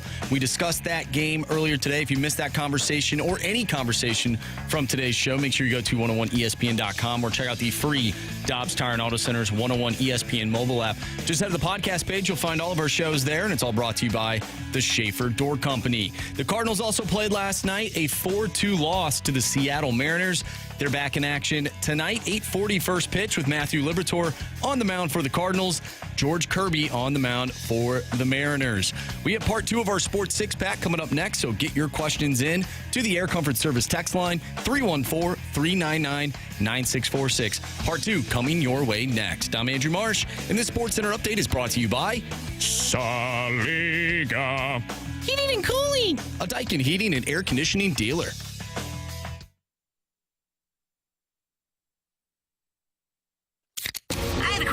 It's time for the Fast Lane to answer your sports questions. I want to ask you a bunch of questions, and I want to have them answered immediately. Asking me all these weird questions. Answer the question. Answer the question. Answer me! The Sports Six-Pack is now. It's Fastlane on 101 ESPN. Part two of our Sports Six-Pack is right now 314-399-9646 with Carey Davis and Jamie Rivers. I'm Anthony Stalter. Here's Andrew Marsh with question three. Question number three. This one comes from Symphonic Metalhead. Which Blues players have a legitimate chance of making an Olympic roster? Well, I think it's a foregone conclusion that Parayko and Binnington will be on Team Canada's roster. Let's see here. I think that there's an outside chance for Robert Thomas. He was at the orientation camp. I think that that's a good spot for him. Moving on from that, I just don't know. Jimmy Snuggerud, to me, he's too far away. He's young. He could maybe next Olympics. Pavel Buchnevich, Russia doesn't have a team in the Olympics. Otherwise, I think Buch would be on the Russian team there. Philip Broberg, I will circle as an outsider for Team Sweden. He's a really good player, but Team Sweden has pretty stacked defense core as it sits. But a good start to the season for Philip Broberg has certainly opened the doors for at least a discussion regarding the Olympics for Team Sweden. But those would be the guys for me. I don't see anybody else currently that would fit the bill for an Olympic team. There you go. I like it. I like when the Blues are represented internationally. You kind of get that pride, especially with the World Junior Tournament. Mm-hmm. It really gets you excited as a Blues fan. Next Olympics, 4 years from now, you could have several. I mean, there's Czech Republic players, there's Slovakians, there's Swedish players, Finnish players. Like you might have a heavy representation 4 years from now. Question 4, please. Question number 4. All right. People are wondering from the 618, this one in particular, is this the year the Kansas City Chiefs finally fall below 500? Oh, no. You're already there? Oh, my. No. I'm sorry to laugh. I mean, maybe they will, but I think you would have to take a pretty significant injury for that to happen. No, I don't think they fall below 500. I thought they were going to say, is this finally the year they don't make it to the Super Bowl? Or they, they don't make it to the AFC. Division. Yeah, they don't make it to the AFC Championship game. I was not expecting they don't finish, above 500. As poorly as I think they played, I think injuries have taken a toll on them. I don't think they can run the ball. They still got the best quarterback in the NFL under center. Got to keep him protected. You got to find a way to run the ball successfully. But I don't see a way where they are not a playoff team or a team. Like I said, I still feel like, and the injuries are going to pile up, but I still feel like this team should be better than the team that they had last year. But maybe it's going to be the exact same team. Yeah. Like with the injuries, Rasheed Rice, suspension, it might be the exact same team as it was last year that finds a way to win. They were unable to find a way versus the Chargers, but one score game, like always within a score of either winning or losing that game. That may be who they are this year again. Yeah. Question number 5. All right, let's go back to the Blues conversation with the Olympics. From the 618, do you think Colton Parayko would be on the team if it wasn't Army's roster? And now, absolutely. I think that, look, anytime you have a player that's not in a major market, you need a little bit of a push sometimes. Do I think Army pushed, or do I think other teams in the Central Division maybe said, you know what, you might want to look at this guy? But now that they've seen him, I mean, let me just bounce the question right back to you, Marshy. After watching Four Nations tournament, do you think Colton Parayko belongs on Team Canada? Yeah, I do. I think that you need a guy like Colton Parayko who is not a flashy dude, but a guy that plays defense. Not saying that the other guys don't know how to play defense, but you saw what Jacob Slavin did. You need a guy that can play defense, have a good stick, and can track down the best players in the world. And you've brought it up before. Connor McDavid has said that Colton Parayko is one tough dude to play against. And I'm sure Connor McDavid would love to have him on the team. And that's probably another reason why he's on the team. Let's go one step further. When they play in the Olympics, they play on an Olympic sheet of ice. Yeah, big ice. You're going to need players that can take up more room quicker than other players. And at 6'6", in the way Colton Parayko skates, that's tough to play against. So I don't see any reason why he won't be on that team based upon his Four Nations, the way he played coming out after injury and playoffs, and the way he'll play at the start of the season. I don't see anybody moving him out of that spot. Question number 6. From the 618, do you think the Cardinals should transition to a full-blown rebuild a la the Astros or Orioles? And do you think the fans would lose their mind over it? I don't think that, because I think it was different when the Astros, and I don't have all the rules and the way things were set up right in front of me, but I think it was different when the Astros did it because there was fewer teams tanking at that point. I think right now it's more difficult to feel like you can just completely tank, get all the high draft picks, hit on all those high draft picks, and be good when it's all said and done. In reality, Houston also missed on some of those picks. They had 3 top picks. I think only one of them panned out when it was all said and done. So even if you get those top picks, it doesn't mean that you're guaranteed to pick the right player. Houston got to where they were, not just because they had some high picks, but they hit on some of those guys, especially in like the second and third rounds. They drafted well, which is what the Cardinals ultimately are trying to do to fix their current minor league issue. So I think eventually that will happen. It's going to take some time, but that's the better route for more sustained success than to try to tank, hoping that you get some top picks and wind up on the outside looking in anyways. One last thing here. I do have to go back and revisit the Olympic roster thing. I did forget about 2 players that will more than likely be in the Olympics. That's Pius Suter with Switzerland and Alex Texier with France. There you go. So Good. don't want to leave those guys out. Text line's holding me accountable, Anthony. good. But you see the way I responded?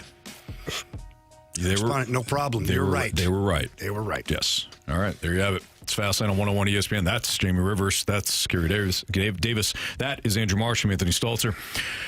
Coming up next, will a good September change your opinion on the Cardinals? If you want to give us some mic drops on this, you want to leave us a mic drop, you can via the Dobbs Tire and Auto Center's 101 ESPN mobile app. So leave us a mic drop. Will a good September, and Marsh, let's define good September. Good September is good September. They make the playoffs, right? Good September is what you want a good September to be, and that's why we're asking for those mic drops, Anthony, because this is up to you as a listener. It could be whatever the hell you want. Pick your adventure? Yeah, pick your adventure. Choose your adventure.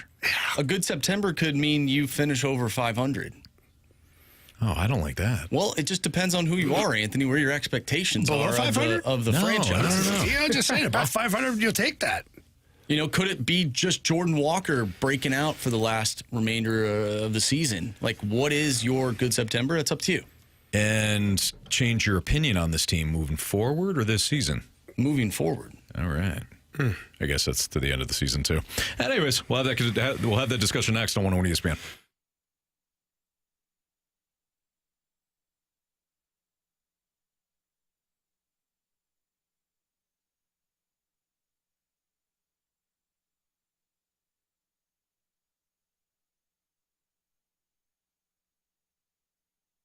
Well, football being back, Underdog is the best place to select your entries and win money all season long, and you can play right here in our state in Missouri.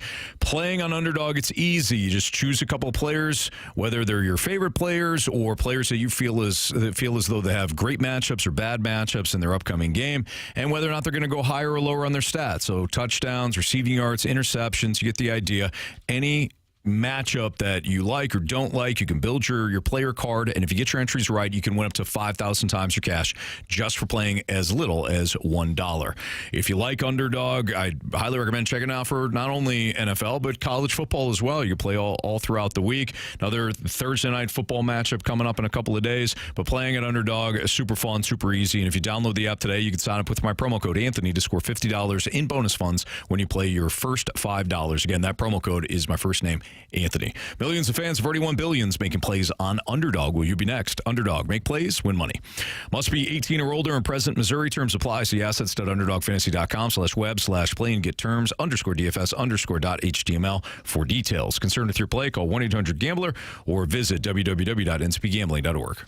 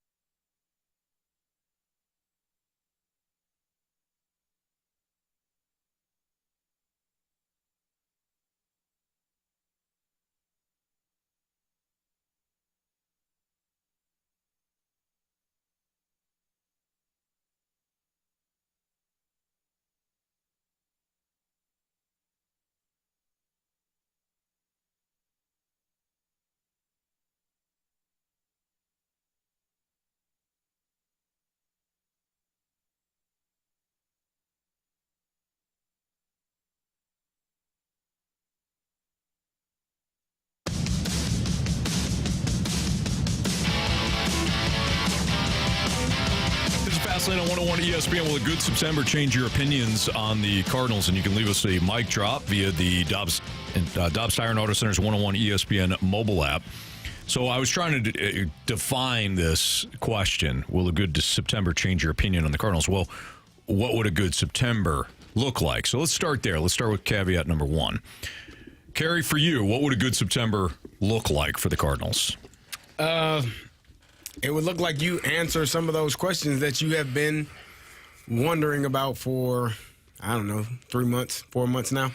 Like, I don't know if that would be a definitive answer with just 1 month in comparison to, the rest of the season, but at least in the season trending in the right direction. So, guys, and I think that means guys doing well. I think if guys do poorly, I don't think that the questions are answered still. So I think it's guys performing well. Starting pitching, performing well. Some of the guys that have had rough outings, Palante, Sonny Gray has had some rough outings. He's gotten better. I don't know if you worry about Miles Michaelis because I don't know if he's here next year. Liberatore continue to perform well. And McGreevy, same thing. And then some of the position players. You have to I think a successful September looks like I know who's in at the end of the year and who's out. Mm-hmm. I know who I'm trading to alleviate some of this clutter that I have at the positions, and I know who's not being traded. I have a solid idea, a foundation of what this 2026 roster will look like when it's all said and done by the end of September. And I don't think that includes making the playoffs or making a playoff push. If that happens, that's even better. But I think the most important thing for this team is defining the 2026 roster. And I don't know if you can do that with the rest of 2025, but you damn well have to try. All right, Jamie, so what does again, we're starting with this first, breaking up the question a little bit. What does a good September look like for you, for the Cardinals?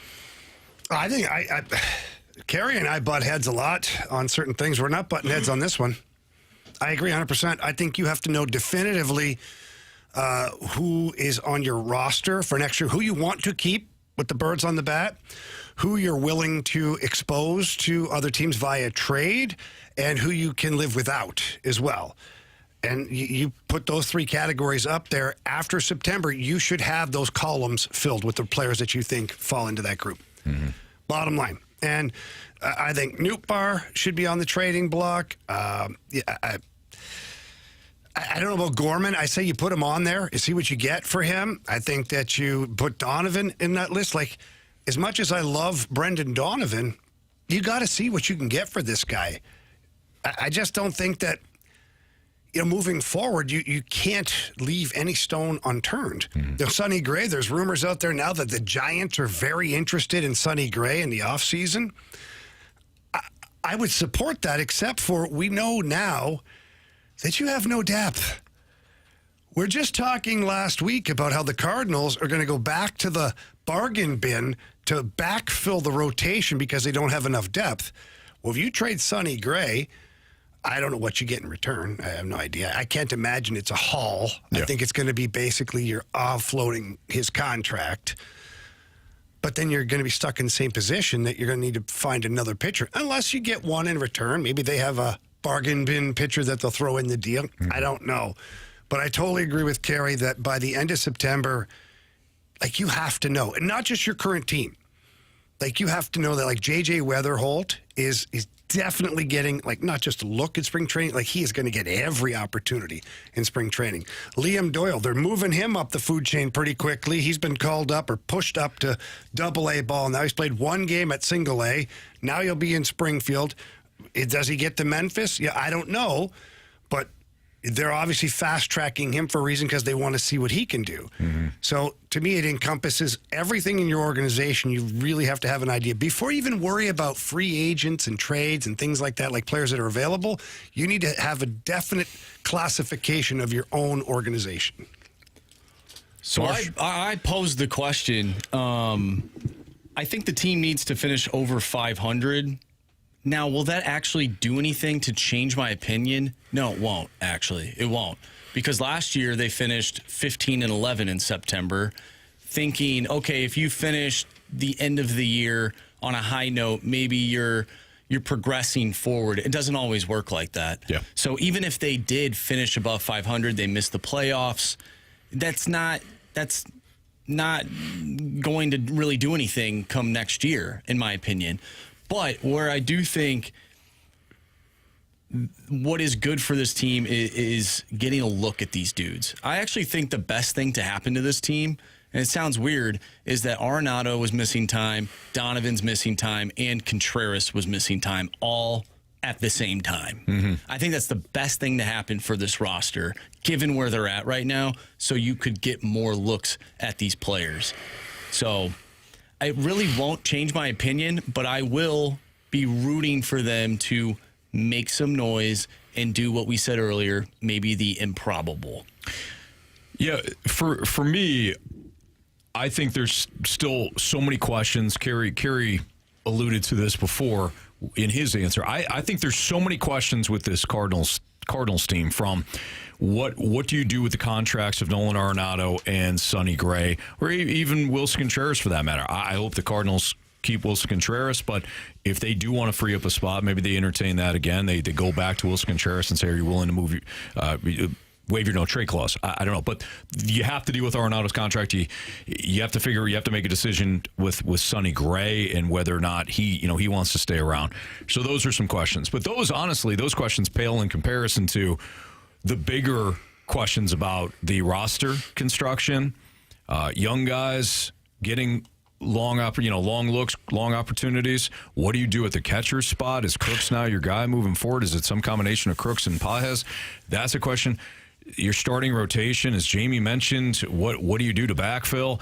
There are so many questions that will still be here in the offseason that I don't think there's anything that the Cardinals can do throughout September to really change my opinion on all the work that has to be done in the offseason to get this team to where it needs to be.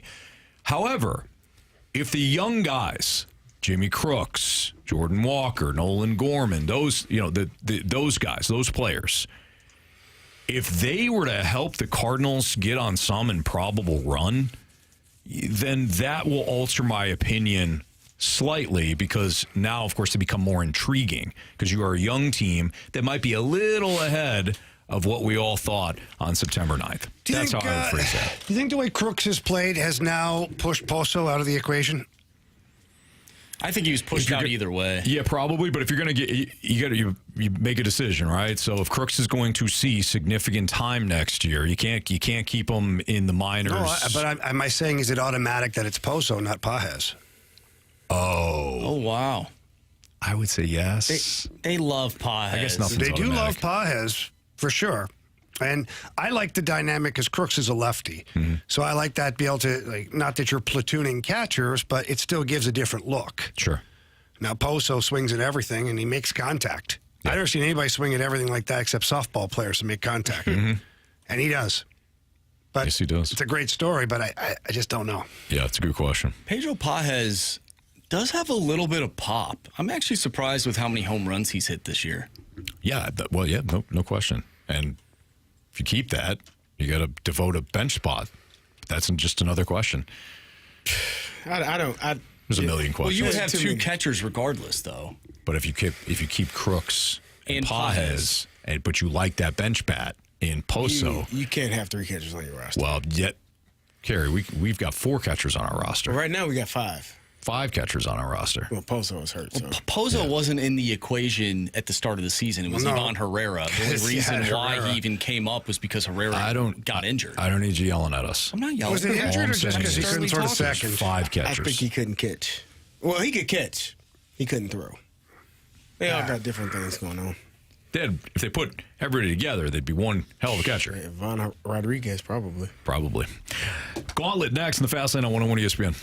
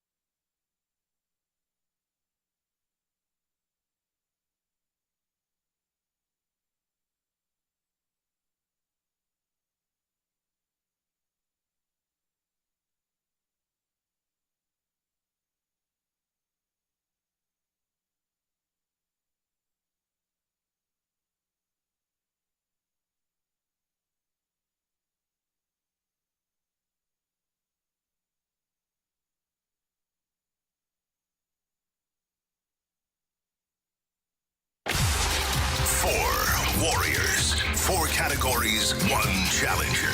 Can you survive the Gauntlet? Brought to you by Blue Note Roofing. Roofing, siding, and gutters. Visit BlueNoteRoofingSTL.com for a free inspection. 4 o'clock, your time check is brought to you by Clarkson Jewelers, an officially licensed Rolex jeweler, with Andrew Marsh, Carey Davis, and Jamie Rivers. I'm Anthony Stalter, and we welcome in David to the Gauntlet. What's up, David? Hi, guys. How are we doing today? We're doing great, man. We appreciate you listening. Thank you for playing. Yes, sir.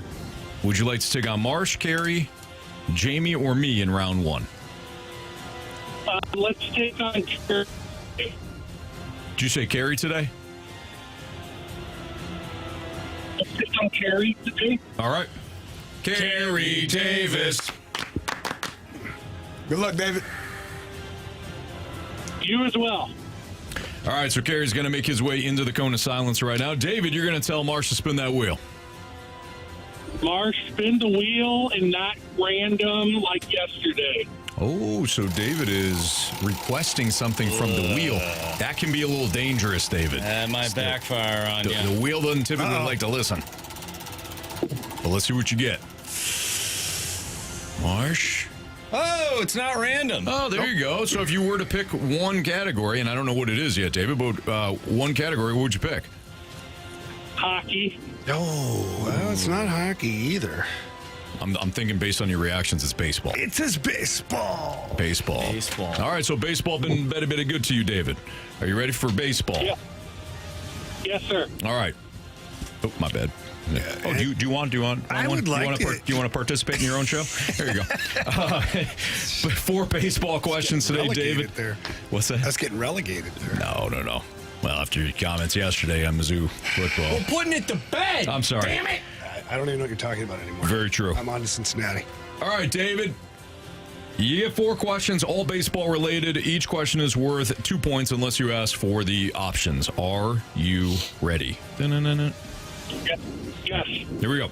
Phillies star shortstop Trey Turner boasts a National League leading 179 hits this season. But can you tell us the top dog on the AL side with 101 base knocks?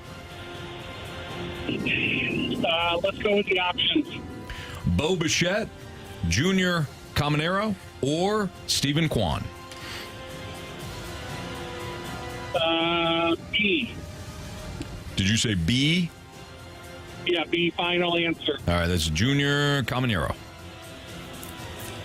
All right, David, question 2. Over the weekend, Jose Ramirez passed whom to move into second place on Cleveland's career RBI list?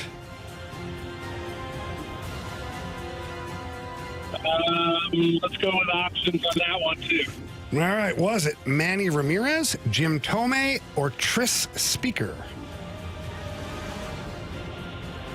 Jim Thome, final answer. Question number 3. Name the current right-handed pitcher who was once high school teammates with Cardinals outfielder Nathan Church in Lake Forest, California. Options again. Options are Andrew Abbott, Brady Singer, or Paul Skeens. Let's go with option B again. Final answer. That would be Brady Singer. Yes. All right, David, last question. The Kingdome was imploded on March 26, 2000. Who called this stadium their home for 22 and a half seasons?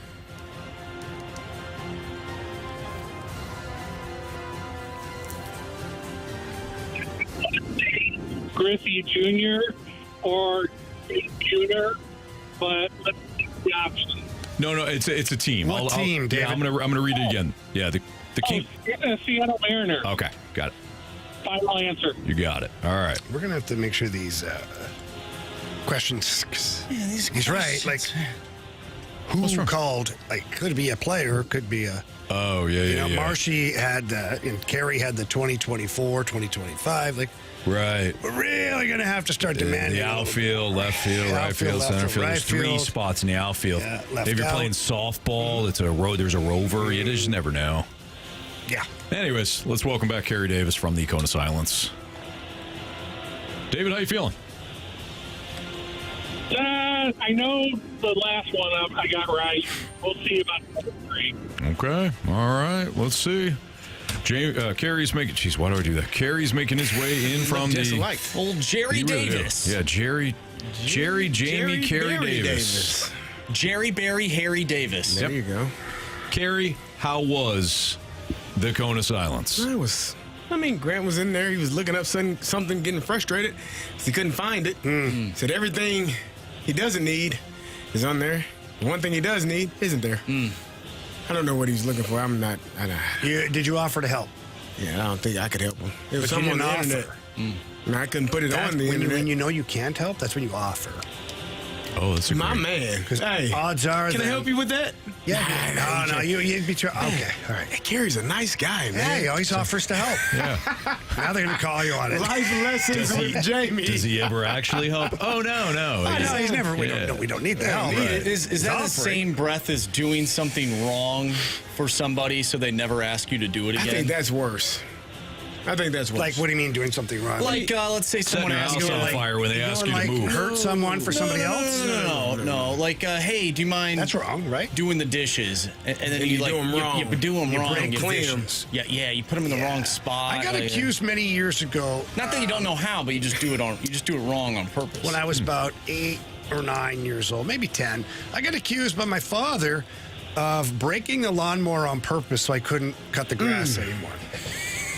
Now, I will say that the wheel did fall off and there was a problem with the lawnmower, but I really didn't do it on purpose. But you weren't mad that it was broke. I was never asked to do it again. There you go. Suck on that, Sean. My brother had to do it. All right. Checkmate, Jamie Barry. All right. CD, your category today is baseball. All right. Let's do this. Back to lunch, buddy. All right. Question 1. Phillies star shortstop Trey Turner boasts a National League leading 179 hits this season. But can you tell us the top dog on the AL side with 181 base knocks? Bo Bichette, Dante's son. Final answer. Question 2. Over the weekend, Jose Ramirez passed whom to move into second place on Cleveland's career RBI list? Ooh. That Jim Thome. That Chili Davis played enough years in old Cleveland. Who would be the usual suspects? Feels like a Jim Thome question. That options. Was it Manny Ramirez, That's a good one. Tris Speaker, That's not even a real person. or Jim Thome? I think it's Tress. Okay, I was way off. Sorry, Anthony. That's why I didn't know. Sorry, Wichita. That's a low blow. It is. I couldn't even That's get it a out with a low laugh. blow. I'm so sorry. I You know what? My first thought. I tried to hurt you back. He's been hurt all day. What do you mean back? No, he's been hurt What do all you mean day. back? He's just been hurt. I haven't hurt you once today. Not you, the people. Well, whatever. All right, anyways. Manny Ramirez, Tris Speaker. Can you read the question again? No. I need the question. Over the weekend, Jose Ramirez passed whom to move into second place on Cleveland's career RBI list? You asked for the options. Mm-hmm. The options are Manny Ramirez, Tris Speaker, or Jim Thome. I absolutely hate this. I absolutely hate this. Oh. Because I really want to go with the Anthony Stalter approach. I want to so bad. It shouldn't be truest Speaker. It shouldn't be. But it probably is. And I hate that I feel this way. Give me speaker, final answer. Damn it, I hate it. Question number 3, Carey. Name the current right-handed pitcher who was once high school teammates with Cardinals outfielder Nathan Church in Lake Forest, California. The current Cardinals right-handed pitcher? Nope, name the current right-handed pitcher. Somewhere in MLB. Jesus, damn, come on. I didn't hear this one. Give me the options. Options are Andrew Abbott, Brady Singer, or Paul Skeens. Well, I think I would have known if it was Skeens. I would have heard it. But maybe not, because I didn't hear any of it. Abbott, Singer, and Skeens? That is correct. Abbott, Singer, and Skeens. Lawford. Yeah. Give me Singer. Final answer. Damn it, I don't know. I have no clue. And final question, Carey. The Kingdome was imploded on March 26, 2000. Which team called this stadium their home for 22 and a half seasons? Seattle Mariners. Final answer. That felt like a trick question. You said final answer? Well, it was a trick question until... It was a trick question. And it got you. Come on. You gotta listen, Carey. Come on. Let's go over these. David versus Carey today.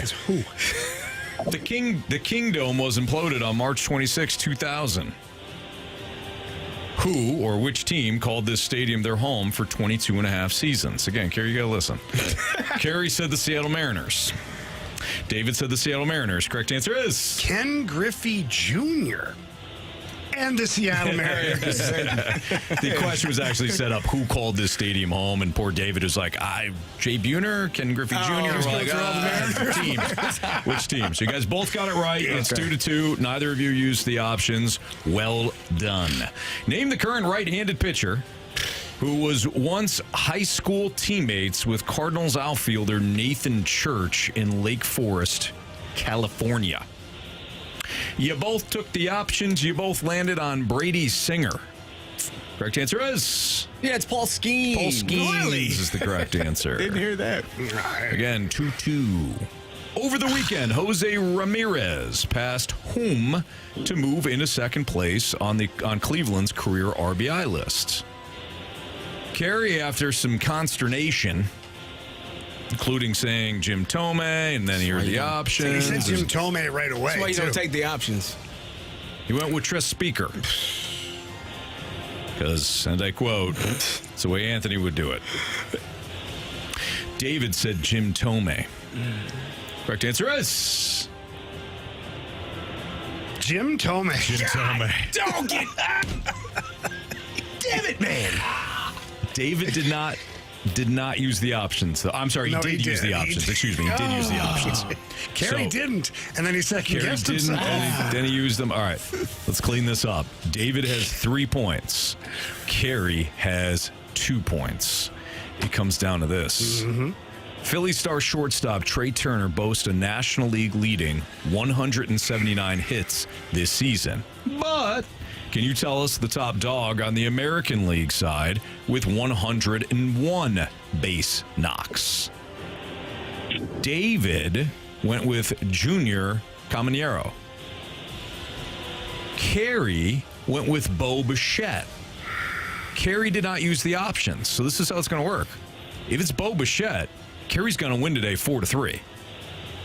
If it's any other player in Major League Baseball that at least plays in the American League, David wins. David. You have chosen poorly. You lose. David, I'm sorry, Carey got you 4-3, and Carey was, confident. He said Bo Bichette right away, so he was confident in that one. Yeah, good game, Carey. Good job, David. Sorry, David. Thanks for listening. Thanks for listening. Thank you. Thanks for playing. Have a great week. You too. too. Take care. Walrus King says 101 base hits. Did I hear that right? It's actually 181. 81. Yeah, 181. So, Carey, you were very confident because you said Bo Bichette right away. Yeah, I did. I just saw that.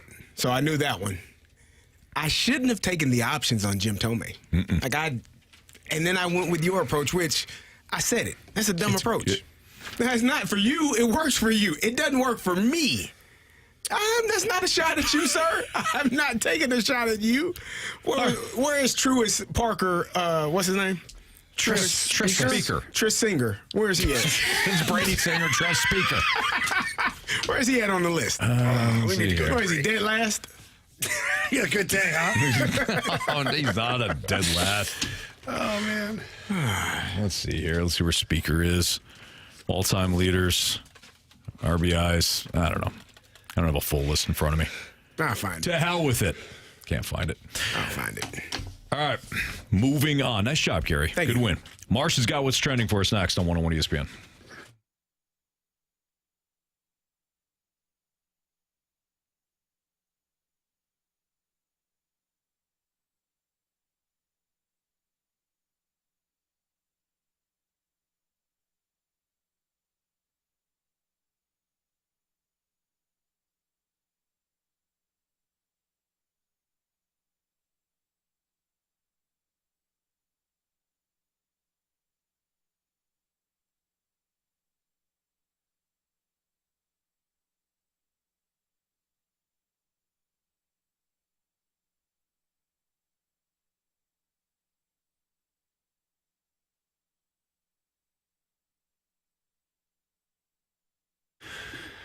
St. Louis, listen up. If you're looking to renovate your kitchen, your bathroom, or some of those outdoor living spaces, please call my friends over at E&B Granite.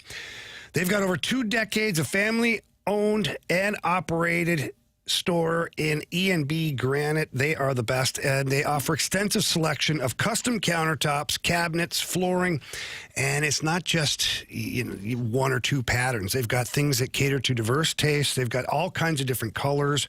The styles are guaranteed to bring new life into your living spaces. And the best part is they're backed by a skilled team of professional fabricators, installers, and right here, the in-house design staff are key. When you head down to their showroom at 6135 Manchester Avenue, you walk in, and the in-house design staff, they help you out.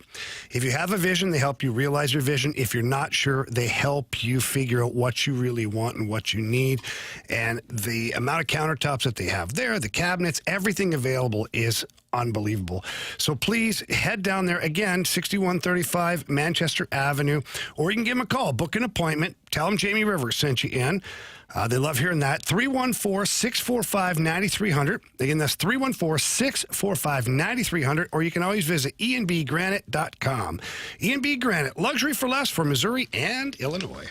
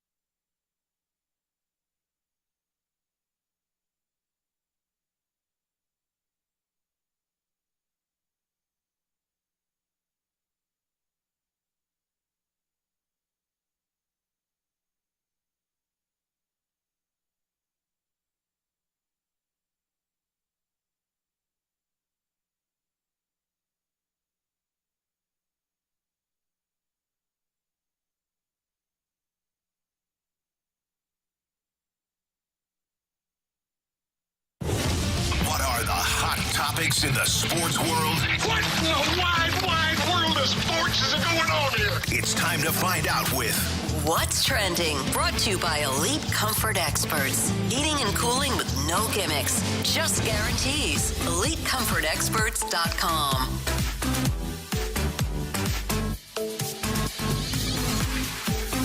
Welcome back to the Fast Lane here on 101 ESPN with Anthony Stalter, Jamie Rivers, and Carey Davis. I'm Andrew Marsh, and it's time for What's Trending. Gentlemen, I want to bring up something that happened over the weekend. We were unable to really get to it yesterday, but it reminded me, and I know it reminded Carey, of something that you've seen in, I don't know, Miracle. At the end of a game, a team basically running mountains, or whatever you want to call them. Herbies. Exactly. Herpes. Herbies. Burpees. I thought he said herpes. No. I don't think any team should be doing that. Not at all. Anyways, this is Fran Brown. He is the Syracuse head football coach. And this is his reasoning as to why his team was running sprints after the game. And then we'll react once the audio has been played. Yeah, because at certain times in the game, we wasn't running. Guys not running to get lined up. Guys not running to the ball. I want to celebrate the run with the people, but I'm so pissed. I'm mad as heck right now. I was taught through a lot of the coaches that coach me, you either coach it or allow it, so I feel that I'm allowing it. And it's just some things that I got to do, but I just want to hold them to the standard of who they are, right? These guys are excellent men. They're going to be great fathers and husbands, and I want to make sure that I'm always holding them to that standard of who they are and not allowing them to underachieve at anything. I love it. Yeah, I love it. It's a little odd. I don't know if I've ever seen a team after a game. That was an overtime win versus UConn, I believe. I don't know if I've ever seen a team run sprints in the stadium while the fans are still there because the coach is upset with how you performed in a win. Yeah. Even in a loss. But I think Fran Brown is a player's coach. He wants those guys to perform well. He mentioned that he wants them to be good fathers, husbands, things that are going to last long beyond the playing field, things that you teach your players to try to become better people, not just better football players. And you get life lessons through football. I love it. He's telling them you're not performing well enough. Yeah, we won. You always want to be able to correct things in a win rather than a loss. But I thought it was interesting that he did it, but I thought it was pretty cool that he did. Guys, big news for the Philadelphia Eagles. Jalen Carter will not miss any future games for spitting on Dak Prescott. We saw that happen last Thursday in the NFL season opener. Because he was ejected, and this is what the NFL had to say, because Carter was ejected from last week's season opener, without participating in a single play, the league will consider that to be a one-game suspension. He will forfeit his Week 1 game check worth $57,222. That is according to ESPN's Adam Schefter, but he will be able to play in Week 2 as the Eagles have a Super Bowl rematch with the Kansas City Chiefs. This is kind of what we predicted. Yeah. I think, Marsh, you had asked, hey, well, would you, I think it was last Friday, you said, will he get suspended? And I said if he does get suspended, it'll probably be a 2-game suspension, but Week 1 will count. So it'll just be an additional one. He doesn't receive the additional one, so essentially it's a 1-game suspension because he didn't play at all. Right. He was out there, but he didn't play a snap. Yeah, that's first play of the game. So he's suspended 1 game, and he gets an absolute beating when it comes to his wallet. And as Mo Fallon Mickey says, expensive loogie. It's absolutely right. Yeah, I mean, it was you spitting on somebody, man. That's like an open hand slap to the face. Dak did spit in his direction first and kind of had the little grin, like, yeah, I did. Mm-hmm. So what? And then he got spat on. I think it's gross. You spit on another man. Come on, man. Yeah. Like, we got to wrestle. We got to fight. Mm-hmm. Do not spit on me. But good for the Eagles. He's not going to be. He essentially served his 1-game suspension because he did not play a snap. It could have cost him. It could have. It cost the Florida Gators.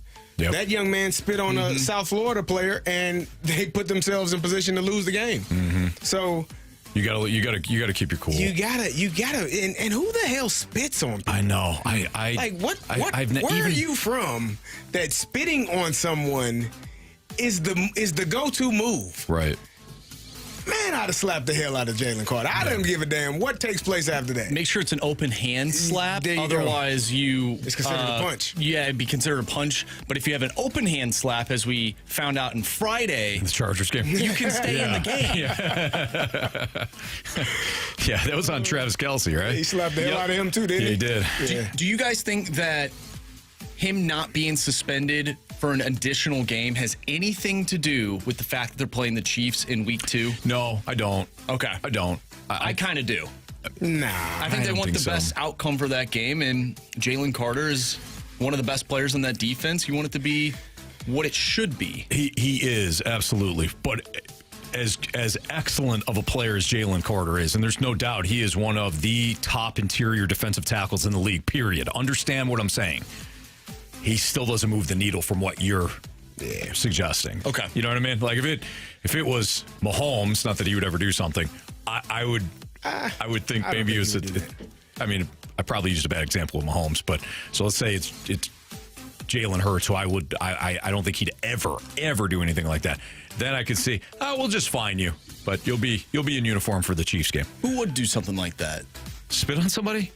Well, yeah, I guess really nobody. Yeah, I can't fathom. Like Carey, I can't fathom it. Like that's or maybe a punch or something, like something. Punch is different. I could see many people players get punched all the time. I mean, every team is punching in training camp. Quarterback wise, on a decent team. Nah, I couldn't see it. What about Baker Mayfield? No, not anymore. No, he had a little bit of that, Yeah, he had a little bit. A little fast lane you in him. Sure, but I don't think he was ever a knucklehead. I think he was just kind of he walked the walk, man. I just Baker had swagger. Who the hell spits on somebody? I don't know. Yeah, I don't know. Like, it's weird. It's gross too. It is very gross. Man, I mean, players spit all the time on the field, on the ice, on the ground. Yeah. On the ground. Had Yeah. a fight. Yep. Yeah. Dak should have got fined too, though. He shouldn't. Maybe not a game check, but he should have got a little hefty fine. But isn't that the $15,000, $20,000? The discipline aspect of it? Yeah, but like, they're both people are going to try. They're both spitting, and Dak didn't spit on him, but he definitely spit in the direction to antagonize Jalen Carter. Jalen Carter went way too far. Yeah, no, he went way too far. But the grin from Dak, and even the post game when Jason Garrett said he interviewed him and asked what happened, Jason Garrett was smiling and laughing like, yeah, he's spitting this direction, and so yeah, whatever. It's done with. Hopefully, no one spits on anyone else again. Because, again, that's gross and ridiculous. Could you imagine the memes if he would have spit on Tua Tagovailoa? Hawk Tua. No. Wow, Marsh. What? See what you did there? Wow. I didn't come up with it. It was all over the internet. Okay, yeah. I didn't see it. Could you imagine? The internet gets a little crazy. It does get a little crazy. We established that either today or late last night. Not to drudge this up, there's some people worry me. People really worry me. You know how you get a little makers in you and all of a sudden you become like a different person online? Sure. Do you think everybody's doing that all the time? Or are they doing it without the makers and that's troubling? I think some people are, let me not generalize here, which was a theme last night. I think some people do it without the makers and some do, but what I saw last night, the entitlement from some fans, talk about my team the way I want you to talk about them, or else you are a pile of loser. Steaming pile. That one that shocked me. But Jackson Burkett brought up a great point to us in the office. Jackson does a great job producing TMA in the mornings. Jackson said, and he's absolutely right, we have become a society where we get to choose what we listen to at the drop of a hat, what we, you can have DoorDash delivered to you immediately, groceries. We have become a society where we have our expectations met through our iPhone. So why not try to say to the media, this is how I want you to talk about my team. And when you don't do that, I'm calling you an absolute turd bucket. Terrible person. And meaning that, yeah, you're a horrible person. Like that one shocked me last night. The irrational. I get passionate. I understand that. I get passionate. But the lack of perspective, zero rationale. I was even kind on Twitter last night. I didn't even go to the go-to. Did which they is come after you? They came after all of us, brother. I saw it. I saw somebody say I was, you're just mad because you didn't win against Mizzou. No, I'm not. Well, you were mad because you lost to Mizzou, but that was that. Not 20 years later. Okay, but at the time, yeah, you're right. You're not. Yeah, today you're not mad at it. Yeah, 25 years later, I don't think about that. I don't give a damn. Very true. Very true. But the only irrational person last night was me, because I shouldn't be putting myself in that spot, thinking I can have honest conversations with people that live in an echo chamber. And I was too busy crapping my pants for 3 quarters. Yes, but not in the fourth. Not in the fourth, Anthony. I cleaned it up. Tonight. Yeah. All right, it's Fastlane on 101 ESPN. Does Dan Campbell and Ben Johnson need one another to succeed? Or is it just one-sided? That's next on 101 ESPN.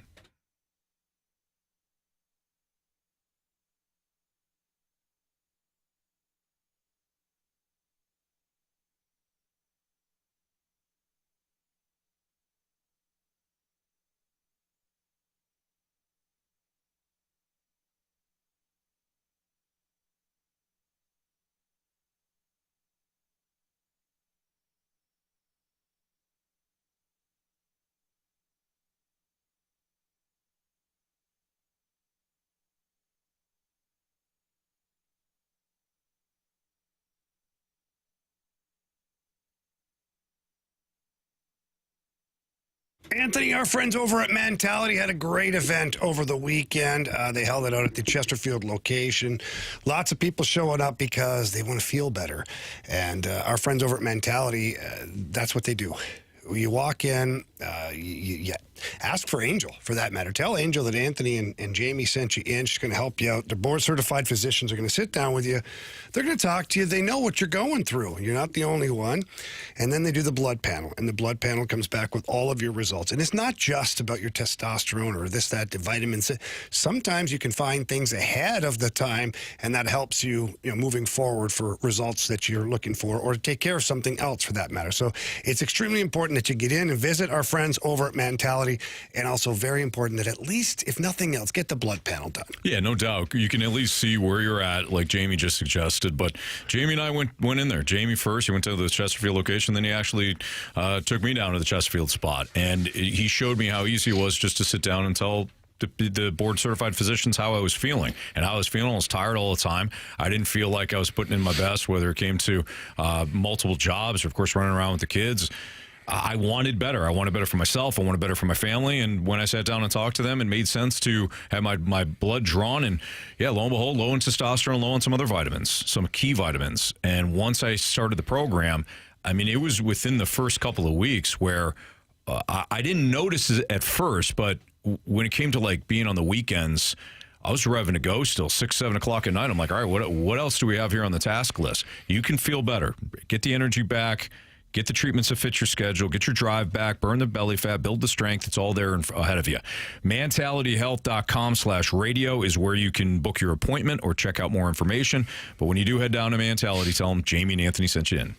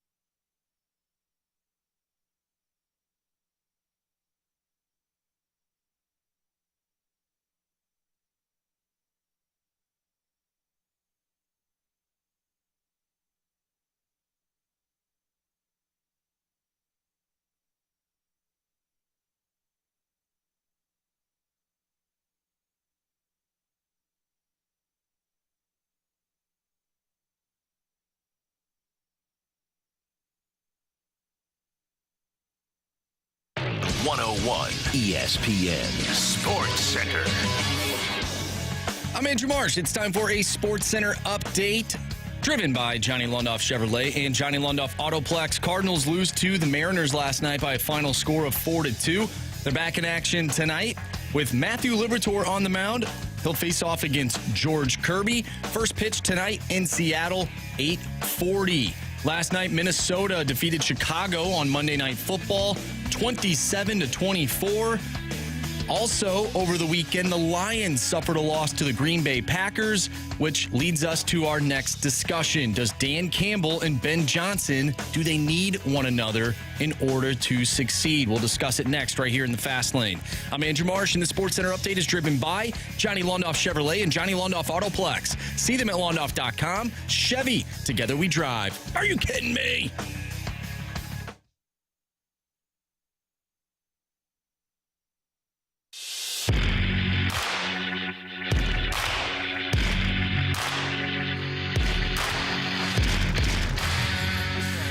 Well, look, this is the same thing we ran into with AG and Ben.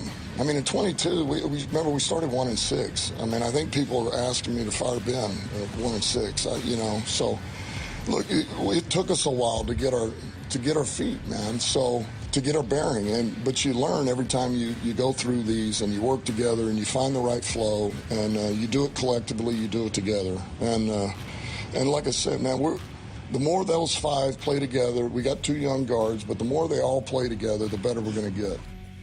So that was Dan Campbell, head coach of the Lions, on Lions YouTube, and that was following the post-game after the Lions struggled in Green Bay. It's Fastlane on 101 ESPN. So Marsh posted an interesting question for us. Does Dan Campbell and Ben Johnson need one another in order to succeed?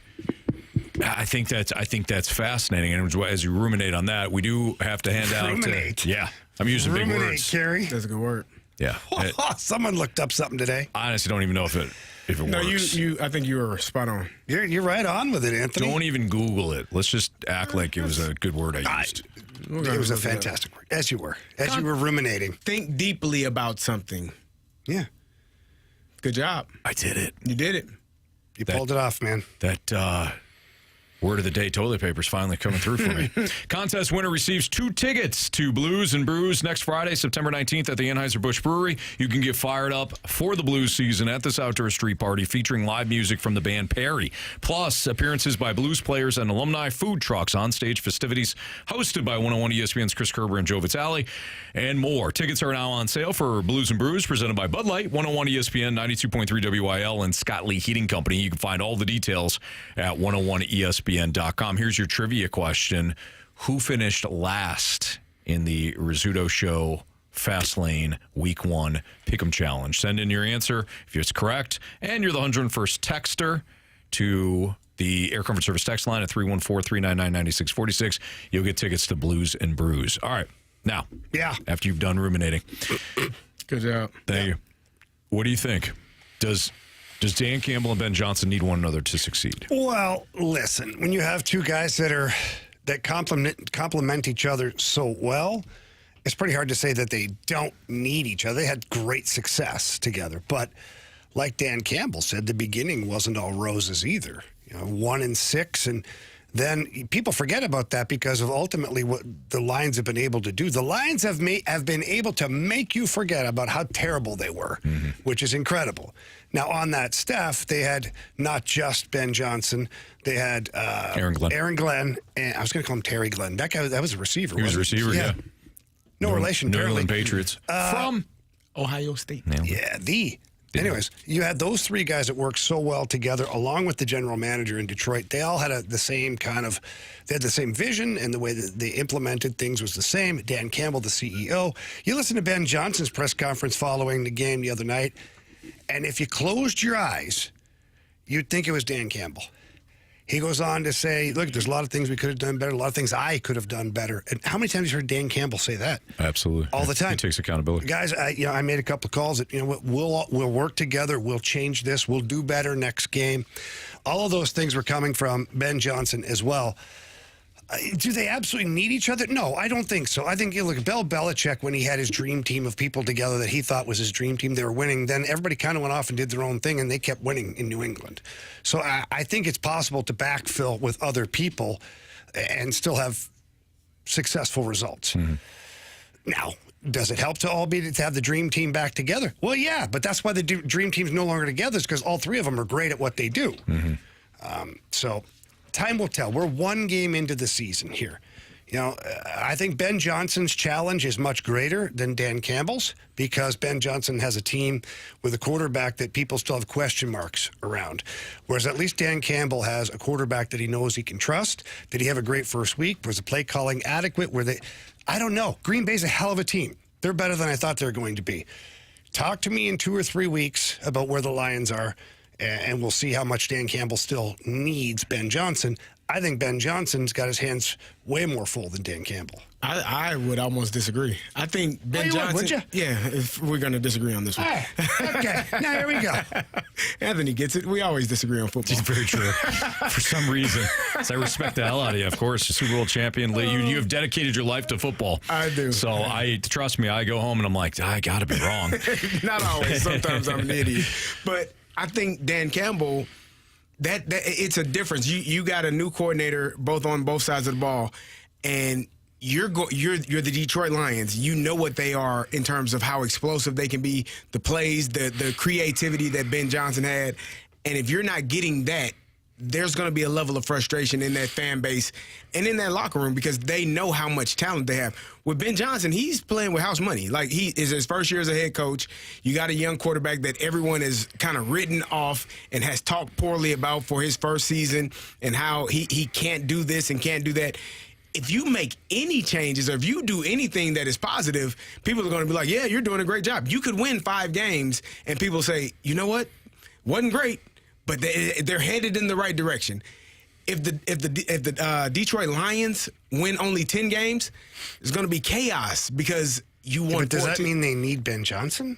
I don't know if it means they need him. Because that's the question: do they need each other to succeed? I think I was answering your question in terms of who has it better off, or who's in better shape. I think Ben Johnson is in better shape. I don't know if they need each other, because in all coaching situations, if you can coach, you're going to get fired or you're going to get promoted. That's the coaching world. You're either really good and you're going to get promoted to another job, or you're really bad and you're going to get fired. So you're never going to stay in the same place for a long time. But I do think that the Detroit Lions need Ben Johnson more than Ben Johnson needs Dan Campbell, if that makes sense. Yeah, I don't disagree at all. Yeah. Can I add a wrinkle to this? Ooh. Ben Johnson, Dan Campbell, that's the focus right now. What about Jared Goff? Jared Goff, and here's a stat for you. He is 0-19-1 with play callers not named Sean McVay or Ben Johnson. He has yet to win a game without those two calling plays. No, he's only played 1 snap in Detroit without that guy, though. 1 game. 1 game, sorry. Yeah. Without Ben Johnson. No, he's 0-19-1. Yeah, without Ben Johnson or Sean McVay. Yeah. So his first year in Detroit, they were what? Terrible. Terrible is what they were. Yeah. I'm not saying that they're not going to win a game. I'm just saying that's an interesting stat. I thought Ben Johnson. It's a really damaging stat. It is. Well, I thought that Ben Johnson, when the Lions started to roll, I thought Ben Johnson really marched to like the point I think you're trying to make is he really fit the system to the quarterback. You know, he married the two is something that I talk about a lot. Tom Brady was on TV just last week talking about how that's what smart coordinators do. Absolutely. Yeah. All right. This is my quarterback. I have to marry my system and my playbook to the quarterback so that we all succeed. But going back to does Dan Campbell and Ben Johnson need one another to succeed? Part of me is biased because I watched, even when they blew the Super Bowl, I watched that entire 2006 Falcons team, and I thought Kyle Shanahan is the key here.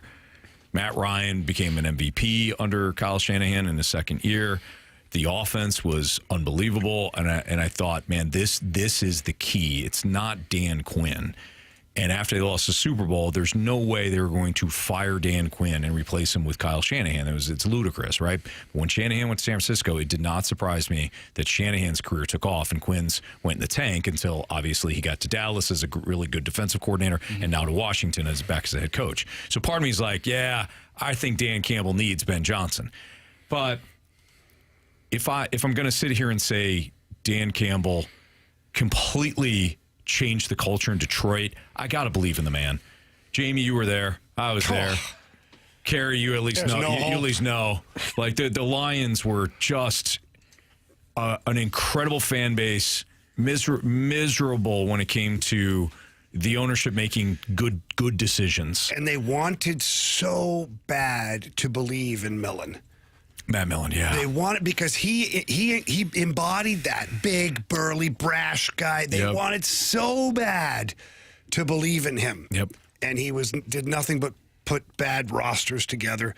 And so when Dan Campbell came around with that same burly dude in your face, we all laughed. We laughed at him the first press conference. Yep. This guy's crazy. But you're right. It changed things. He did. So we all saw it. We all saw the culture changed for the Lions. So I'm going to believe in Dan Campbell until, I'm going to believe that he's going to make a sound higher. Against it's one game against a Super Bowl contending team. Yes. I'm not ready to ship them off yet. Oh, geez. I thought you said something else. I reached for the dump button. Buddy, watch you almost blew an oblique there. My bad. I did. I think I did. I'm going to start doing this like you. Me? I have faith in you. Faith in you. I absolutely have faith in you. I just thought you said a different SH word. Yeah. I was covering you. No, you didn't. But I didn't have to. Confused me. I thought you almost fell out of your chair. I almost did. I almost did. All right. It's Fastlane on 101 at ESPN. We are still taking your mic drops. Will a good September change your opinion on the Cardinals? So keep those mic drops coming in. And if we... if we get a bunch, we'll play a bunch. If we get a couple, we'll just kind of go off of what you send us. So we'll do our mic drop segment next. Will a good September change your opinion on the Cardinals? We'll hear from you next on the Fast Lane on 101 ESPN.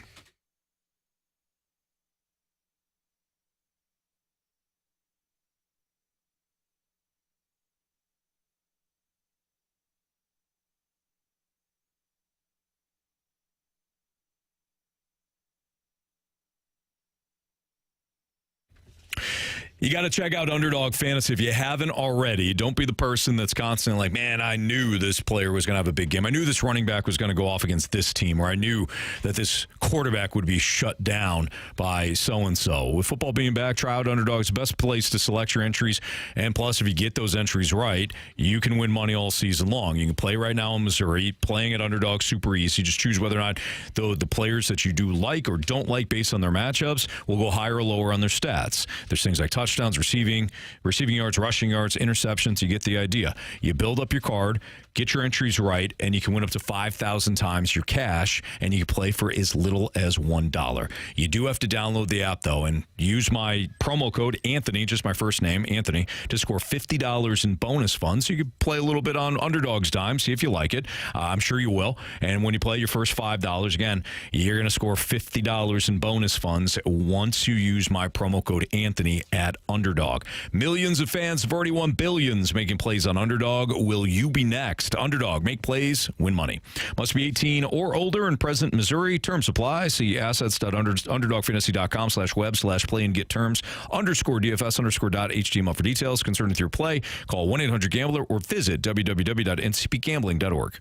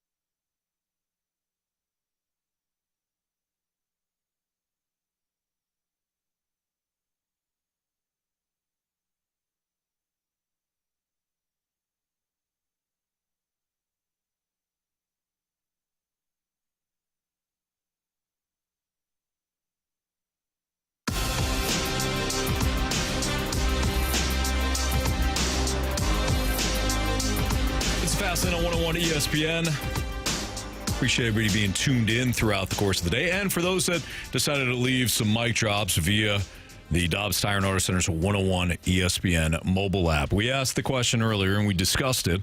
Will a good September change your mind when it comes to the Cardinals and their future? So we asked for your mic drops. Some of you guys delivered. Here's Bill. Will a good September change my perspective of this Cardinals team? No. My expectations have never wavered with this organization. You got to get in the playoffs. You got to make a deep run into the playoffs. You got to play in October. Barely squeaking out a wild card spot isn't doing it. So no, if they have a good September and they somehow squeak into the wild card, I'll watch, sure. But my expectations are not going to be high at all, just like they haven't been all season. ILL. Oh, there you go. I was wondering if you heard it. Yeah, I heard that. Sometimes Carey's getting older, his hearing. No, he was just putting in his, well, maybe, but he's just putting in his earbuds there. I don't have glasses yet. Yeah. Yeah. Yes. Just wait, pal. So what Bill said is kind of online with what I was thinking. Actually, it was Willie from the Snake Pit. He just said, "Hey, that's me at 101 ESPN." So what Willie said, I'm in line with what he said. I think that when it comes to like expectations and where we are now at 9-9 and where we are at the end of the season, I think there's still going to be too many questions that are left unanswered. Yeah. The only thing that's going to change is whether or not some of these answers get some of these questions get answered. I don't think it's going to happen. I don't think so either. And I think you're going to have to. I think the Cardinals are going to have to base their decisions this offseason off of what information and intel they have gathered over the past 2 to 3 years on some of these players. Mm-hmm. This year, last year, 23. Hell, 22, if you need to go back that far, and take that intel and say, okay, this is who this player is. Lars Nootbaar. It doesn't matter what he does the rest of September, this is who he is. Nolan Gorman. Doesn't matter what he does the rest of September, this is who he is. Jordan Walker. All of those players that you have kind of clumped into that who are you and where are you going to be, if you don't get an answer, you're going to have to base it off of what you already know. And that has to be your answer, because I cannot see this team going into 2026 with this same problem. Mm-hmm. Herrera was moved from behind the plate. You said, okay, he's going to be our everyday DH. Well, Burley started hitting the hell out of the ball. All right. Lars Nootbaar is left field. Oh, okay. Jordan Walker, we got to give him a runway. Victor Scott can play his butt off in center field. He's going to play. Like, you have to figure out who's not here and who. Oh, guess what? J.J. Weatherholt is actually hitting the cover off the ball in the minor leagues. He's going to be here too. Nolan, yeah. So if you run into if Chaim Bloom goes into this offseason and runs it back with the same group and with the same philosophy, it'll sort itself out. I think that's a dumbass idea. I do. Because it ain't sorted itself out in 3 years, man. No, it has not. In fact, the waters have gotten muddier. Every year, you just add more bodies to the team. Mm-hmm. And nobody's standing out. So at some point, you got to make the decision for them. They aren't making it for themselves, and you cannot be afraid. I can't do that because if that player goes to Team X and is the ALCS MVP, they're gonna boo me up out of here. It doesn't matter. Mm-hmm. They weren't that for your team. You felt that way about Dylan Carlson. You felt that way about Tyler O'Neill. You ain't heard a peep out of those two guys. You're going to have to move on from some of these guys at some point and hopefully get something in return that can help you as well. Yeah. All right, let's hear from Nicholas next. September outlook, you can get some answers on some younger players. That's the way I see it. Like Thomas Ajayci, you kind of have an idea on what he is. Nolan Gorman, you know what he is. Jimmy Crooks, is he an everyday catcher for you, or is Pedro Pages your everyday catcher? Kyle Leahy, is he a starter? What I'd do tonight if I was in Ollie's shoes is I'd piggyback him tonight. Tell Liberatore, hey, you're going to go 5 innings, 4 innings. After that, I'm going to bring Leahy in and see what he looks like. Maybe he's a starter for you next year. But I think you can get some answers on some younger guys, so that way you know what you have going into the offseason. Then you can see what the offseason can withhold and change on this roster and bring a couple different guys in. Kind of like what Army did with the Blues in year 2, where he was mixing and matching with younger players to see if they worked out on this roster. But that's what I think. See you guys. Yeah. See you. Kind of in line. Nicholas is in line with the overall thought, I think, in these two segments that we've done on this. All right, let's wrap things up with an old friend here. So you'll have to excuse my voice. I'm obviously a little sick. I don't know if it's just the standard sickness going around, or if it's just me being sick of Jamie hating on Mizzou, right? Obviously disgusting what he said, and I'm appalled. And as I get closer to unemployment, it's actually kind of nice to jump on the masses and overreact. So, Jamie, I don't know why you don't just move to Kansas and do the show from Kansas. But, so, it's a great question you asked. If perspective would change with a good September, and I think the answer should be yes, right? If we can have a good end of the month, I think we check off our biggest goal, and that's to be over 500. And that's a huge stat to me. That's important on how many seasons we finished above 500. I think that's the ultimate goal. We want to win more than we lose. The playoffs would be nice, but ultimately we want to make sure that our fans can come out and see a winning product. And if we do that and we're above 500, and it's a mission success, and, what I think is a successful season. So, the net of it all is, we're really good. And I think I will be missed. I just got bothered by that on a different level, though, because I'm telling you all, and I've said this time and time again, how the Cardinals are to St. Louis is how the Steelers are to Pittsburgh. Finishing just above 500. Making it to the playoffs or not, it ain't good enough. People want championships. At least give us a shot for one, man. He didn't get close to the button for me. You almost did it, though. Nah, he knew I was going shot. Yeah, Jamie didn't, though. Nah, he thought I was. Well, I thought you were getting on the magic heating word up there, Carey. I almost did earlier. But yeah, that's how the Steelers fans feel. 9-8 ain't. It's wonderful. Yeah. They you wanted ain't, Tomlin out. Hell yeah. Last year they wanted the last few years. They got. You're right. They got real vocal last year. People want championship. Jose Locke, I love you, man. That was really good. That was a hell of a job you did there. That was really fun. Because I don't give a damn about being over 500. It's our biggest goal, he said. Don't make the playoffs. That's some damn funny. Give me some wins, some playoff wins, damn it. Yeah. Please and thank you. That would be nice, huh? It's the Fast Lane on 101 ESPN. We tend to do this each and every Monday or Tuesday throughout the football season. It's Prophecies, and that kind of sounded good at the time, but I was wrong. That's next on 101 ESPN.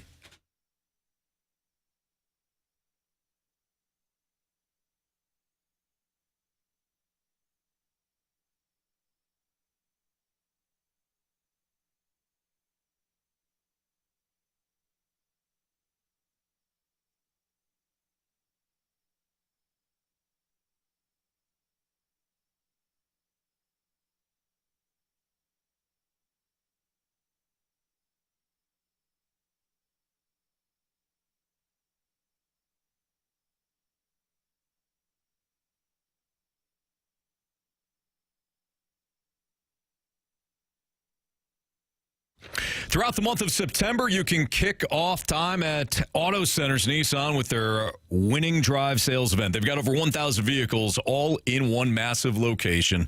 Again, over 1,000 vehicles all in one location. It's right off I-55 in Herculaneum, just minutes from South County. That's where you'll find the Auto Centers Nissan Herculaneum dealership. No games, no running around, just real savings and real selection. And right now, throughout the month of September, you can take advantage of 0% APR for 60 months, 0 down, and no payments for 3 months on the 2025 Rogue, Pathfinder, and Murano, all built in the United States, by the way, and backed by Nissan's top ranking in the latest J.D. Power Initial Quality Study. That's award-winning quality from day one. If you're shopping used, well, Auto Centers Nissan, they got you covered there, too.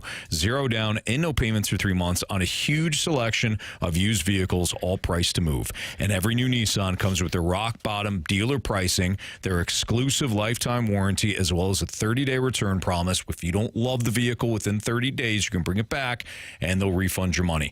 Get to Auto Centers Nissan in Herculaneum or visit them at autocentersnissan.com. These offers won't last. And, hey, while you're out there, tell them Stalter sent you. It's Auto Centers Nissan.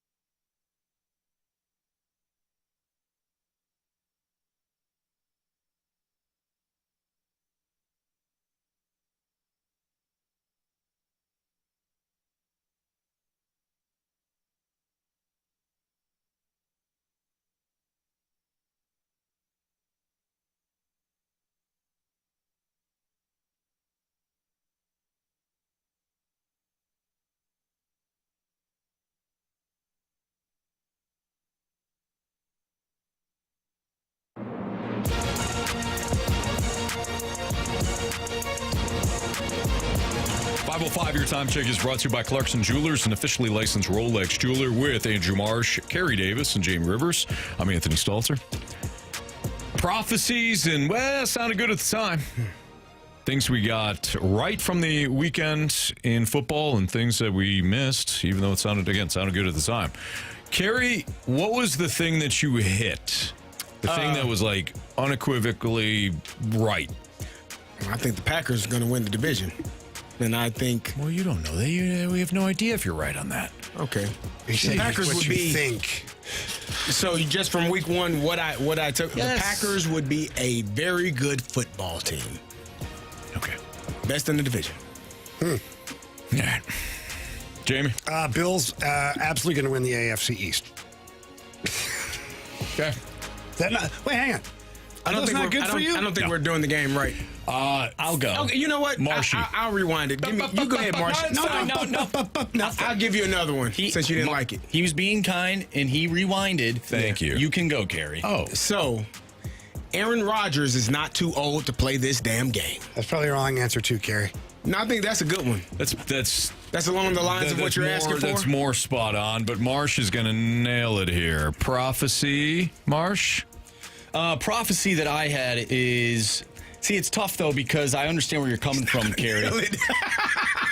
I said the Dolphins are going to fire their head coach. So, week one, we're already starting that chatter. That's not what he wants. Okay, Anthony, you know what? The hell with it. It's your show. For matchups? No. You show us how it's done here. No. You show I us how said it's done. Illinois was being disrespected with the point spread. That point spread This was is way NFL. too low. It's Prophecies and Lies. No, It you doesn't didn't say that. It's not It's NFL. NFL. You said you that. said No, NFL. You You said everything. No, He did everything. say NFL. Prophecies and sounded good at the time. In the tease, he said I thought NFL. he said NFL. He did. I didn't listen, so he might not So have. I went straight to the NFL. Okay, let's start it over. Anthony, you go first, and then I'll give you Yeah, one. go ahead.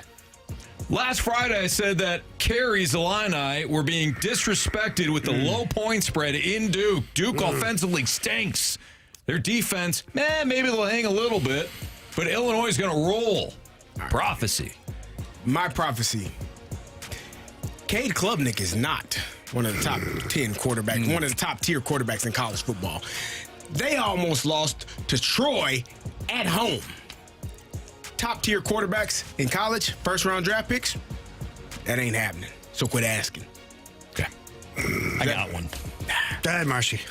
I said last night that Jordan Mason would be a difference maker for the Vikings. He led the entire game in rushing. He led both teams, 68 rushing yards. I also said the logo would make a big play. Jerry West is not Jerry West. How many times we got to establish that? I'm talking about Andrew Van Ginkel. One logo. That guy, I said that he was going to Make a big play. make a big play, and I guess you could say it was wrong, but man, he was an inch away from a pick six.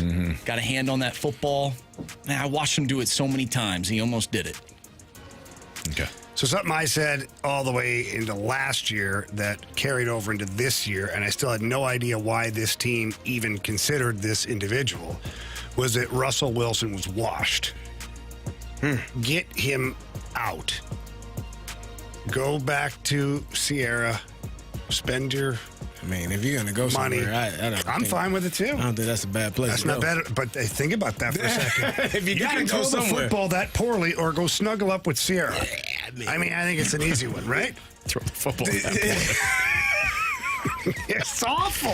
He threw it like he was blindfolded. Yeah. That is not good, Anthony. No. And it's guess not. what, Jamie? He gets to do it again this weekend. Oh, You watch him. man, yeah. He's getting paid to do it, too. All right, some sounded good at the time. I said the Eagles were going to roll the Cowboys on Thursday night. I thought there'd be nothing left of Dallas when it was all said and done. Instead, Dallas had every opportunity to win that game. Yeah. So I was dead wrong on that. I said that the Miami Dolphins were a top 10 offense with Tua under center. Well, they were on that one drive. Wow, short-lived. They might be the worst team in football. Which is really saying Tua's something. teamemates are Because gone. the Giants Oh, exist, my the gosh. Saints exist. Like You said the Browns. Saints were going to win, were going to be the number one, have the number one pick. Well, I mean, The I'm still in Dolphins the, said, hold my beer, we won. I'm still in the picture. Just doesn't look as pretty. The Saints look better than the Dolphins. Hey, you're right. Spencer Rattler. Didn't looks see better that than coming. old Tua. He Yeah. looked better than Russell Wilson, too. Oh, man. I said that the Lions would not be that affected by losing their OC and their DC. Oh. Wow. Let's hope it was just 1 week. Let's hope. Because that was not good. Yeah. Another. Marsh, go ahead. You didn't give your. I had the Patriots defeating the Raiders in Week 1, and there were glimpses of an offense there for the Pats, but ultimately they still have a lot of work to do. So I don't know if that playoff picture that I have the Patriots in as the 7th seed is necessarily going to work out, but you never know. Just feed Henderson. Selfishly, I want them to, and let them go to work. All right, there you go. Okay. Another. Sounded good at the time. Illinois wasn't the only team I said was disrespected with their line. I also said that the Fire Up Chips were being disrespected with that 21.5-point line. And boy, I was right for a second. Actually, I was right for 3 quarters. Then they falconed that 4th quarter right up. What was the final score? Let's see here in a A second. lot to not much. Okay. All right. Okay, let's just, Let's just relax. Fire up chips for his third. 45-17.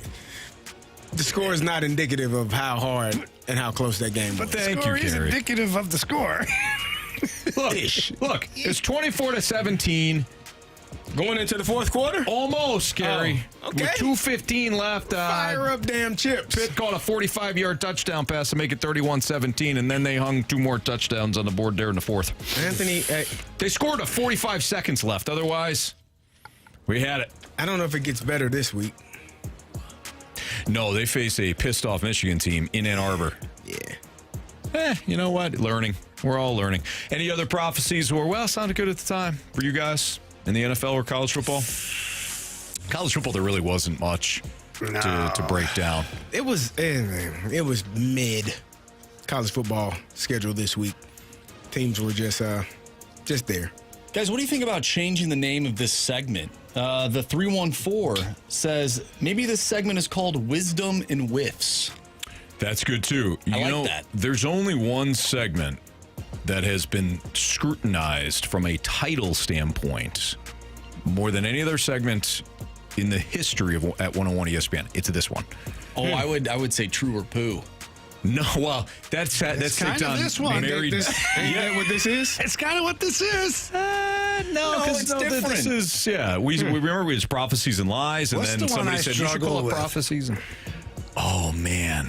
It's like a double negative in the question, and I could never figure it out. I'm like, what side am I on? What is that?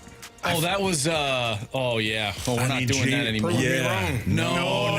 Carey. Whatever benchmark segment we used to play, Jamie was in knots over it because he didn't know. Yeah, he couldn't figure it The wheels out. would just jam. And then I'd look at Anthony and be like, what am I trying to say? No brainer. No. Or something like that.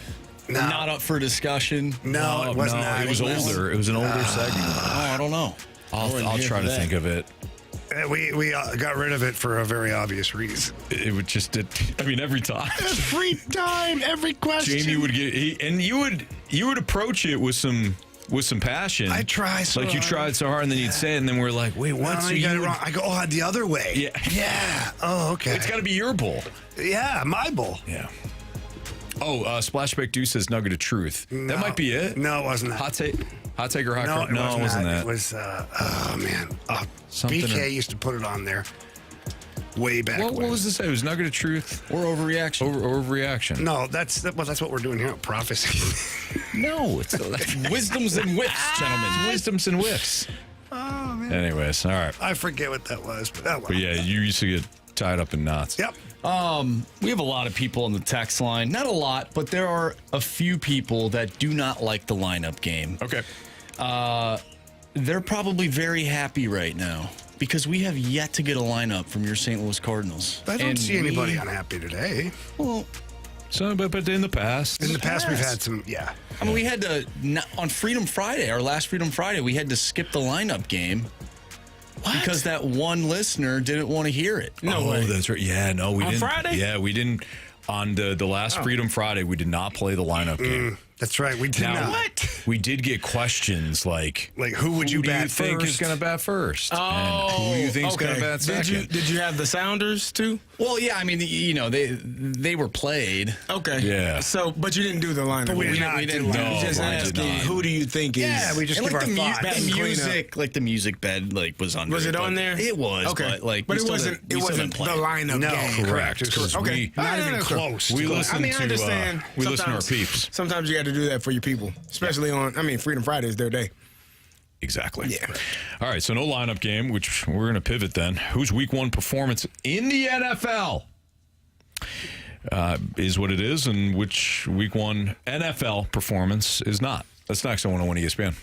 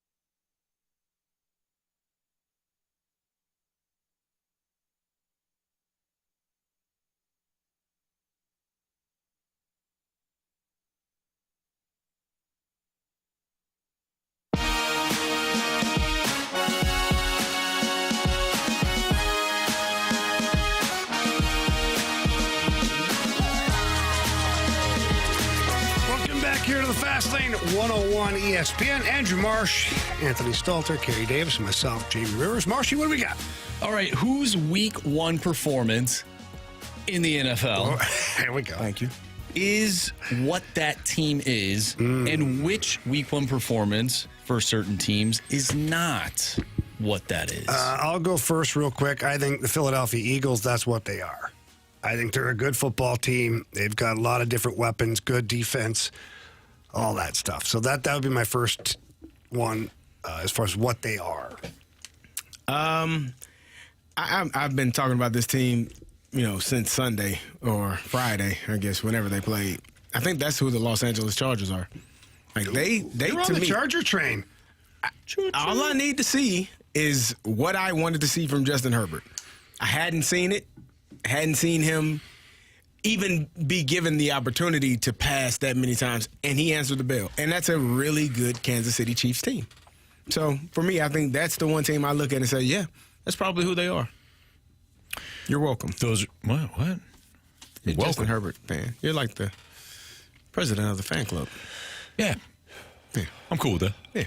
We cool. Okay. I think you guys missed, great choices. I think you guys missed the layup when it comes to, and correct me if I'm wrong because I just walked back in, but who's week 1 performance? It's exactly what we expected. Don't do that. Here it comes. Don't do it. Don't do that. There's only one team that significantly outplays its opponent in the first quarter, only to find a way to lose in heartbreaking fashion, stabbing its own fan base repeatedly in the back.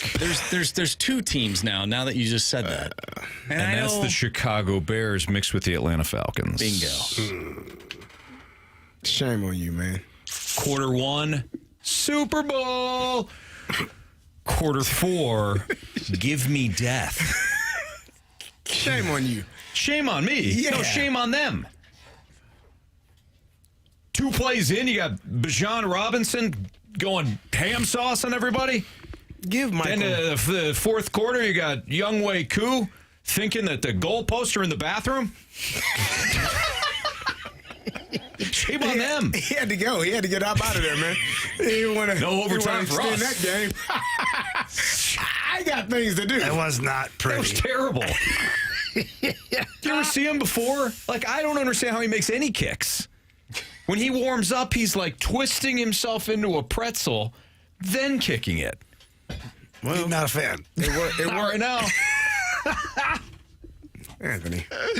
It's got to go with the Falcons. Okay. Which team is... Tell me that's not the most consistent team.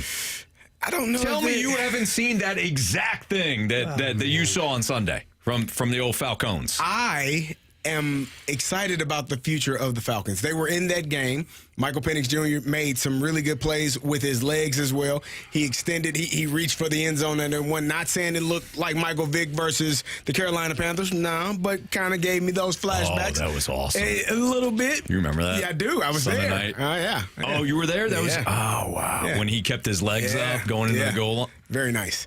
That was an awesome game. It was.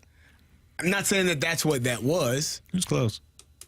Okay. Yeah. So there are things to be excited about. You got a second-year quarterback getting his feet wet. They'll be in Mercedes-Benz Dome this weekend. They'll be swag and sir and swag and sir. And it's going to be... Are the Vikings going to Atlanta? I thought Atlanta was going to Minnesota. They are going to Minnesota. Son of a bee. Okay. That's going to be tough. You saw what J.J. McCarthy did last night. Yeah, well... The Vikings took him behind the woodshed last year. They'll be swagging and surfing in a couple of weeks. Okay. Yeah. All right. Moving on. Marsh. Oh, yeah. Swag.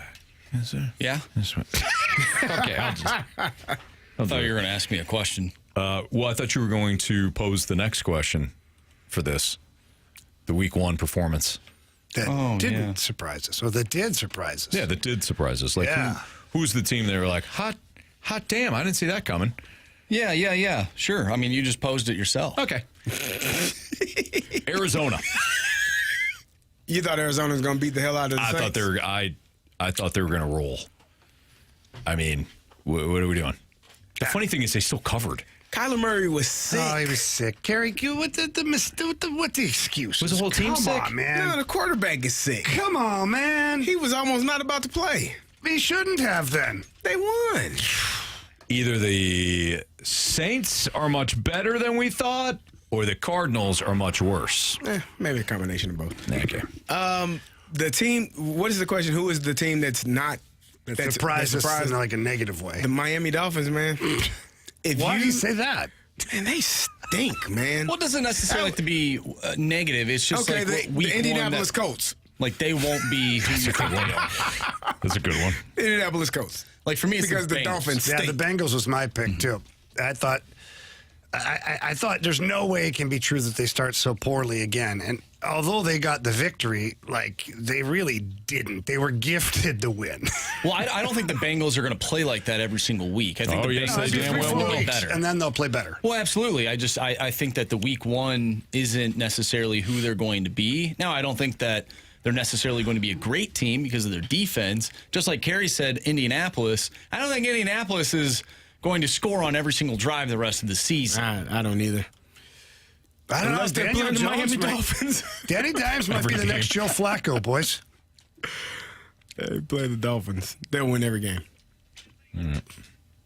Any other teams surprised you? No. Would you put the Chiefs in the category of like, yeah, you know what? That's kind of who you've been now for. They won a lot of close games last year when they didn't look pretty, but this one. I don't think so because I was a hater when I said that. Well, you were a hater when you said that, but I wasn't lying. I don't think that of the Chiefs, only because the Chargers played well. Like it's not like the Chiefs weren't great, but the Chargers played well. Mm-hmm. So it's tough to say, oh, that surprised me when it's kind of like the Lions and the Packers. I'm disappointed in the Lions, but they lost to the Packers, who are one of the best teams. So we'll see in a week or two. I don't know why that didn't surprise me. Like I didn't think they'd struggled that much. I was so surprised with how poorly they were offensively. Yeah. That was a terrible game plan. Look, they'll go 1-7. Dink and dunk but then is they'll not start. going to work. They'll go 1-7 to start, but then they'll start rolling. Who? The Lions. Oh well, whatever, bro. I just whatever broed you whatever broed me. I did. I just did. Denver is another team where I'm like, what am I watching? Like, it's not like Tennessee played well. I think Cam Ward played pretty well for a rookie. He threw a lot of passes. First game is fine. Oh my gosh, his wide receivers did not help at all. Calvin, the coach knows the rules too. Yeah. Oh my goodness, that was so bad. To call the play. At the end of the first half? No, his elbow. Oh, the elbow down. Yeah, I heard He's that like, too. you got to get 2 feet in. I stopped listening. Do you really go on the press conference and say, yeah, I didn't know the rule? No. No, that dude, I don't understand. Like Should that. have been fired immediately. Seriously, if you're not the ownership group, you're like, what are we doing? Bill Belichick knew all the rules and how to circumvent the rules. Yes. Andy Reid is very prepared, much like Bill Belichick. Yeah, but you didn't know what the rules were there, Brian Callahan? Really? Bad luck when you have a bad team and the coach doesn't know the rules. He's going to read up on doubt. those things. He'll be better for week 2. Really? I don't know. All right. It's Fastlane on 101 ESPN. So if we don't have a lineup, we'll just do bet the board and, I don't know, get into something else, sports related or not. Yeah, we'll figure it out. We always do. That's next in the Fastlane on 101 ESPN.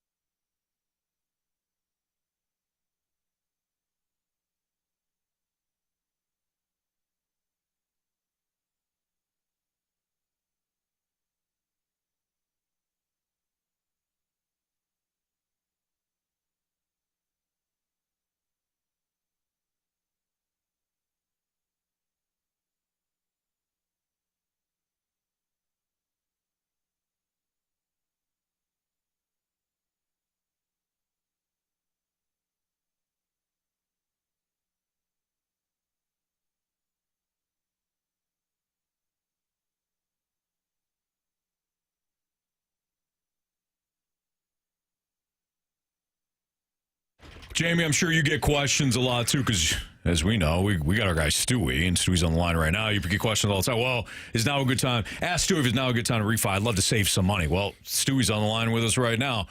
You get questions like that, too, Stewie, from your own clients. So is it a good time to refi, and can we save some money right now?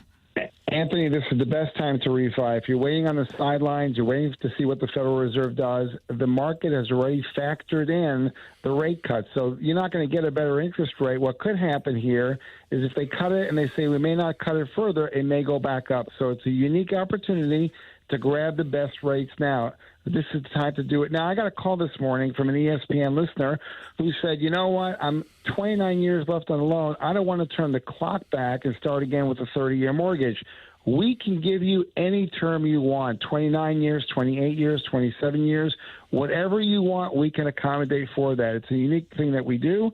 It doesn't matter the term. You don't have to go back to a 30. As a matter of fact, some people have gone from a 30 to a 20, kept the payment the same. So all options are on the table. Give us a call, and we'll see what your needs are, and we'll try to fit everything according to what you want to make happen. Yeah, and that's the biggest thing, too, Anthony. And Stu, you know this as well, is you just have to ask questions sometimes. If you don't pick up the phone and call Stewie and ask a question, he can't provide you with a solution for whatever it is you're trying to accomplish. So Stewie always says, don't procrastinate. I'm going to say the same thing right now. Don't procrastinate. Pick up the phone. Call our guy Stewie at 314-324-4440. Again, that number is 314-324-4440. Call, text, day, night. Anthony, if you can't remember that, you can always Google the bagel loan. Thanks, Stewie. Good night, guys. NMLS number 226715.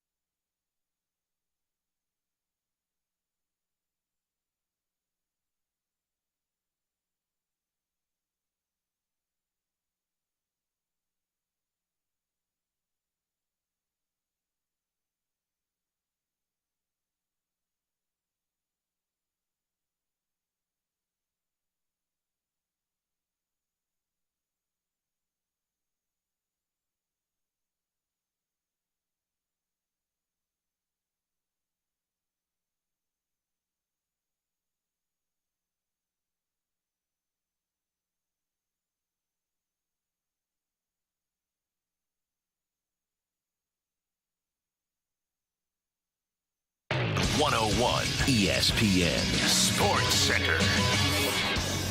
I'm Andrew Marsh. It's time for a Sports Center update brought to you by Saliga Heating and Cooling. The Cardinals look to get back in the win column tonight after losing to the Seattle Mariners last night by a final score of 4-2. Matthew Liberatore will be on the mound tonight. George Kirby on the mound for the Mariners. First pitch tonight from Seattle is at 8:40. If you have missed anything from today's show, make sure you go to 101ESPN.com or check out the free Dobbs Tire and Auto Center's 101 ESPN mobile app.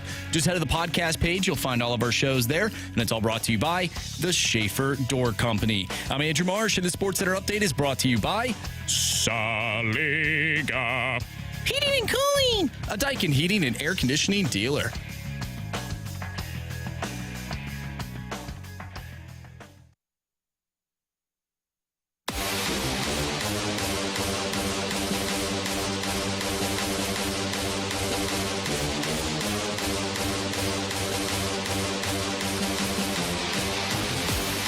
It's Fastlane on 101 ESPN with Andrew Marsh, Carey Davis, and Jamie Rivers. I'm Anthony Stalter. Ollie continues to decide that he's not going to release the lineup. Basically told us to go Fastlane ourselves. Yeah, I don't really like that. He's kind of ruining the flow here. But we do have bet the board. So, Marsh, latest standings. Anthony, you are in the lead this month. You have 3 points. Jamie has 2 points. I have 2 points. And Carey is at 1. Man. Carey, I'm a little surprised. Well, I guess, did you do football last night? Yeah. Okay. Took Justin Jefferson 15 yards in the first quarter. He had 0, zilch, nada. They handed him the ball instead of throwing him the damn ball. He got 4 yards. They only had, I don't even think they had any passing yards in the first quarter. They had 1 play. What did Jefferson finish with? 44 yards. And a tutty. Okay. Now, if you would have took his receptions on the night, I believe you would have hit. All right. Anyways, it's not here nor there. Give me the Phillies minus 137 on the money line. Piece of. Thank you. Actually, I lied. He only had 4 receptions. I could have swore he had more. 7 targets. 7 targets, huh? Really not happy with you, Anthony. Thank you. Ranger Suarez versus Sean Manaea and the struggling New York Mets. Yeah. Who's up? That would be you, Jamie Rivers. Give me the Tampa Bay Rays at minus 138 over the Chicago White Sox. Please. Anthony, I love where your head's at with this Philly game. You mentioned Ranger Suarez. I have Ranger Suarez over 5.5 strikeouts tonight. Really? Wow. Really? So you expect him to shove tonight? I hope so. In a win? Maybe. Okay. I'm going to go back to baseball, man. I ain't got nothing else. You got the W. Nah, nope. Going to go to what I know. Shohei Ohtani. 2.5 hits, runs, and RBI. 2.5? Wow. No, I can't go 1.5. Wow. Minus 205. Dang, man. It's hard living around here. Seriously. Jamie, what'd you go with? Rays on the money line. Rays on the money line. Somebody, I think it was Eddie Money, asked in the snake pit if we're going to have a meeting at some point about your Mizzou take from yesterday, whether or not we'll get HR involved. Nah. If we had HR, I'd definitely contact them. HR would have been way worse things before this, by the way. Yeah, very. And Tommy very the true. boss said he would forward us any emails and voicemails that we received. Anthony, you got an email once. Yeah, I did. Where did I put that email? From who? Started with a P, I think. Paul? Was it Paul? Peter. No, not Pete. Paul, Peter, and Mary? Let's see here. Oh, I got it. It's from Patrick. Oh. Patrick H. Now, this was on March 1st, and this was on a Saturday, so you knew he meant it. 4:51, almost 5 o'clock. 5 o'clock on a Saturday. Patrick H. He sent this in. He goes, I have switched to another radio station. He does mention the radio station, but no free pubs here. This may be the worst show I have ever heard. They don't back any of their thoughts, their There. Their thoughts up with stats or facts. You haven't, a 10-year listener? Just horrendous. Especially cocky, fat A Stalter. He didn't say A, though. He actually... No, he used the whole word. He used the word. Yep. I'm just noticing now, too, old Patrick H. did not capitalize I when he said this may be the worst show I have ever heard. You learn more every time you read it. I never realized that while reading that email. No, Patrick H, you say? Yeah, this is the worst show, Patrick. lowercase I have ever heard. They don't back any of their thoughts, wrong there, with stats or facts. Guys, can I ask you a question? You haven't a 10-year listener. Yeah, go ahead. Yeah. If you're listening to a radio show or a TV show with several different entities and personalities, and they have different topics that get brought up, are you not listening to hear their opinion? And if you are, isn't that the point that you can either agree or disagree with the opinion? Mm-hmm. Well, this isn't an opinion-based show, though. If I may. If I may. Yeah. They're listening to us so that you can have the same opinion that they have. And if you have a different opinion than they have, well, then you're just wrong and you don't know spit. Mm-hmm. And a terrible person. Yeah. I think like that's that. where it gets me is I can be wrong and not know spit, but then they... No, Jamie, you have to agree they with... parlay that into you're an awful human being. Yeah, because you don't agree with their opinion. Mm-hmm. You don't know their opinion, but the fact that you're not agreeing with it, that's on you. And you have to be better. Your job on these airwaves every single day is to say things that everyone agrees with. Mm-hmm. Everyone. I don't think I've ever had that in my life. Well, then you're not doing a good enough job. Anything that everyone agrees with. Neither am I. You having a good opinion. You having a good opinion. Yeah. Can I say something? Yeah. Please. And I mean this.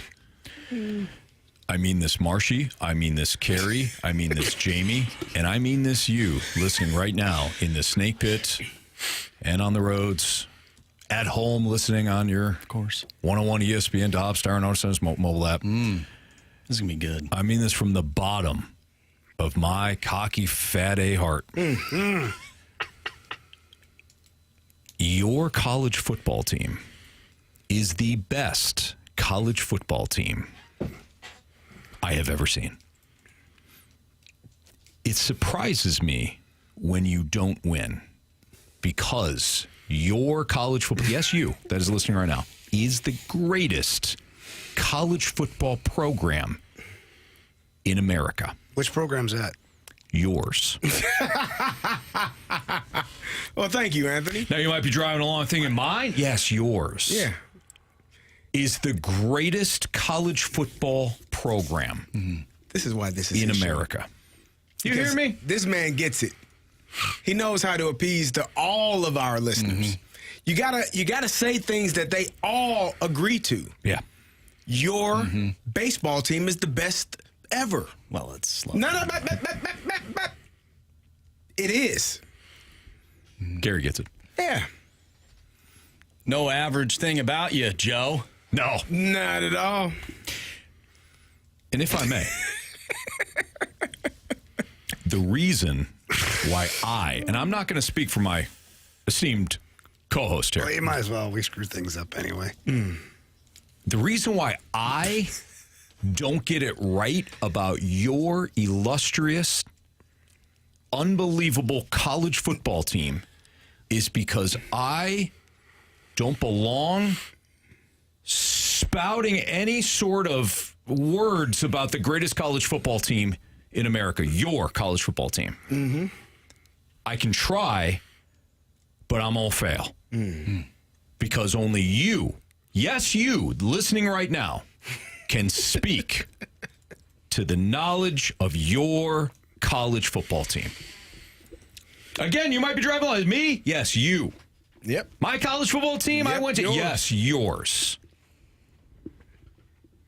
Your college football team is the best. Well played, Anthony. Around. Anthony, we got a text from the 314. Anthony, thanks for confirming that Mo State is winning the college football playoff. You got it, baby. There you go. You got it. Now, you might be asking, so why don't you guys talk more, Mo State? Because I don't want to embarrass myself for not knowing even more details than I already know about your fine program. Proud of you, Anthony. Thank you. You did well there. Thanks. Yep. But I mean it. Isn't Mo State FCS? Yeah, They're going to win something. I'll tell you that. They win it all. They're going to win their next game. And the one after. Maybe I'm thinking of... No, you're right. They're good. Damn right they're good. Because that's their program. Their program. Yeah, your program. All right, on that note, I guess no lineup game. Boy, that hurts. That hurts somebody who's trying to chase down Jamie right now in the home run derby. No lineup. My bad. All right. Well, maybe we'll still get it in this final segment. If not, to hell with Ollie. And we will do what we learned in 3 stars of the day next on 101 ESPN.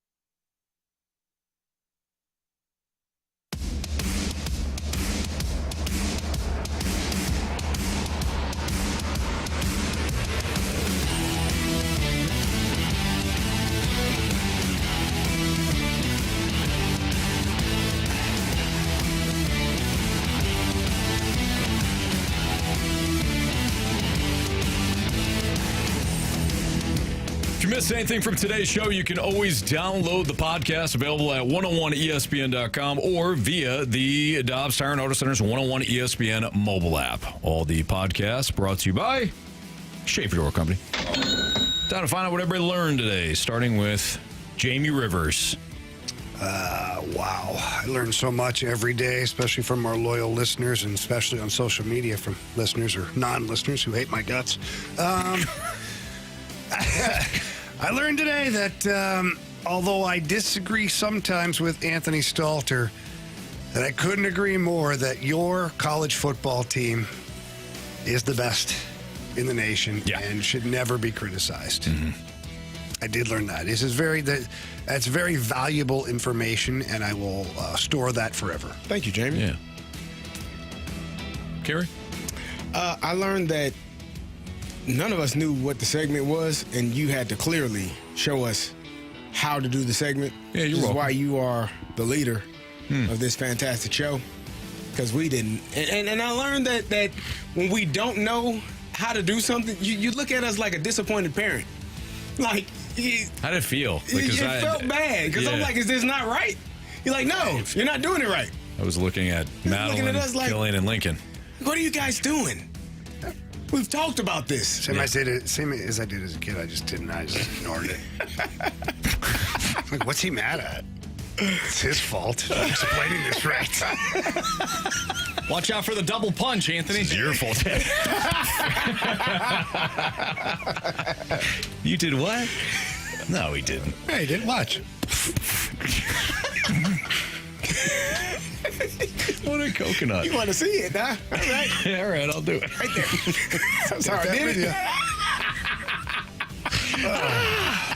All right, Marsh, what'd you learn? I learned that Mo State is an FBS team, thanks to our lovely listeners. I always just pictured them in the Missouri Valley Conference alongside my North Dakota Fighting Hawks.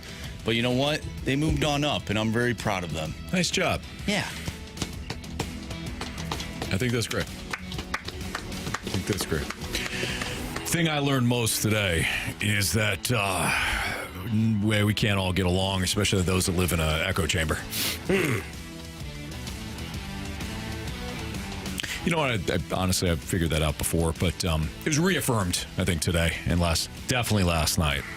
Yeah. And the only thing I wish last night is that, not that I went on a Twitter, but that I wasn't drinking when I went on. I regret that you weren't drinking. It would have been a way better experience because I was way too nice. Text from Biscuit. It was the game Hey, called Biscuit. No brainer, not up for discussion, not sure? No. Okay. Sorry, Biscuit. Somebody will figure it out. I don't know what the game was. I wasn't here. I'm going to ask BK because I think he started it with us. If not, we'll text Meat. He might remember too. Are you sure it wasn't Nugget of Truth or Overreaction? It absolutely wasn't, because that's easy. Is it? Yeah, it's easy. That one's easy. It was one where I always had to reflect and wonder, and then I remember you doing it. I just don't remember what it was. Prove me wrong. No, it wasn't. 50% of the time I got it right. The other 50%, Anthony looked at me like I was nuts. Yep. They wanted DLW 1904 wanted to know where Harry is. Harry. Oh, he's right here. Who's Harry? Harry. Although Carey's name? Although Carey mistreats his dog. Man, this ain't my dog. Yes, it is. It's How American the hell is that my dog? We had it tested. Or Australian Shepherd. American Shepherd. It's American Robin. Let's bring it home Australian for your kids Shepherd. or something. I mean, Carey, come on. Oh, man. You got to stay here. It's a mascot. Well, put him in the office next to your bobblehead. Yeah, I did get Next to Truman. a zoo. Is that who that is? Yeah, Truman the Tiger. Harry Truman? No, not Harry Truman. Oh, I don't know these things. Is that's his name really? Truman the Tiger. Oh, didn't know that. Learned something new. Boots in the Snake Pit says, just when I thought I couldn't dislike Marmol more, his lazy butt can't even put out a lineup. Maybe he's waiting for Mo to text him back within Mo's lineup. Wow. Interesting. All right, Marsh, what do you got? All right, gentlemen. Chester. Hey, Chester. That's Carey's arch nemesis. Texted in. Great show today. As always, you are the class of ESPN 101. That is from Chester and Minnie C.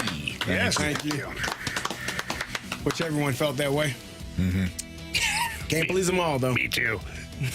The 314 says, God, I love Ranthony and his sarcastic fat A. Yeah, thanks, man. Thank you. I appreciate you. Wait, but I wasn't being sarcastic that one time, though. No? Not on the college football stuff. I was saying that from my heart. You meant that. Oh, damn right I did. Good for you. From the 314, best story of my day, sitting in waiting room for a doctor's appointment, living in Sandestin, Florida, and listening to the Fast Lane. Great show, MIZ. ZOU. Let's go, baby. Yes. Championship or bust. Let's go. Championship. That's the best college football team in America. It is. You guys ready for the 3 stars of the day? Mm-hmm. It's time for the Fast Lane's 3 Stars of the Day, presented by Circus Sports Illinois. Sports betting the way it should be. 3rd star of the day goes out to John Fozela. Yeah. Dynamite mic drop. Yeah, Fo. 2nd star of the day goes out to your college football team. That's right. Yeah. Absolutely. Yep. That's Best the best one in ever. America. And our 1st star, your college football team, they might be great, but no one can top Mizzou fans. Number 1 star of the day. Yes, absolutely. Level-headed. Level-headed. Rational. Polite. Great fan base. Honestly, one of the more polite fan bases I've ever seen. And I'll tell you what, too, if I may, Jamie. Sure. Not sensitive at all. No, the thing I appreciate the most is that since they don't want to offend me or you or anybody else, they don't use their real names. No, it's or smart. real pictures. Yeah. I find that to be refreshing. Yeah, just an M. Very stand-up. Yeah. Yeah, one guy had the common courtesy to tell me that my Mizzou coverage was just terrible. And He meant that. And I said, you know what, M? You're right. I am a horrible human being for not covering your Mizzou Tigers the way you want it done. And M, I'm going to get better. All right, that'll do it for us. Seriously, no lineup game? No. Can we choose home run hitters so I can try to... Yeah. I don't hate the idea, but I don't know if we have time. Real quick. Go. All right, I'm first. Gorman. Herrera. Contreras. Burley. There we go. Nice. Hopefully we did it, they're all in guys. the lineup. I hope. If not, could be a pinch hit situation. Home run roulette. Could you imagine we do that? Like Herrera's not in the lineup, but he hits a pinch hit home run. Oh, Anthony. He's so amazing for you. Wouldn't I'd be it? so happy for you. Thanks, Jamie. For Carey, for Marsh, for me. Sealed.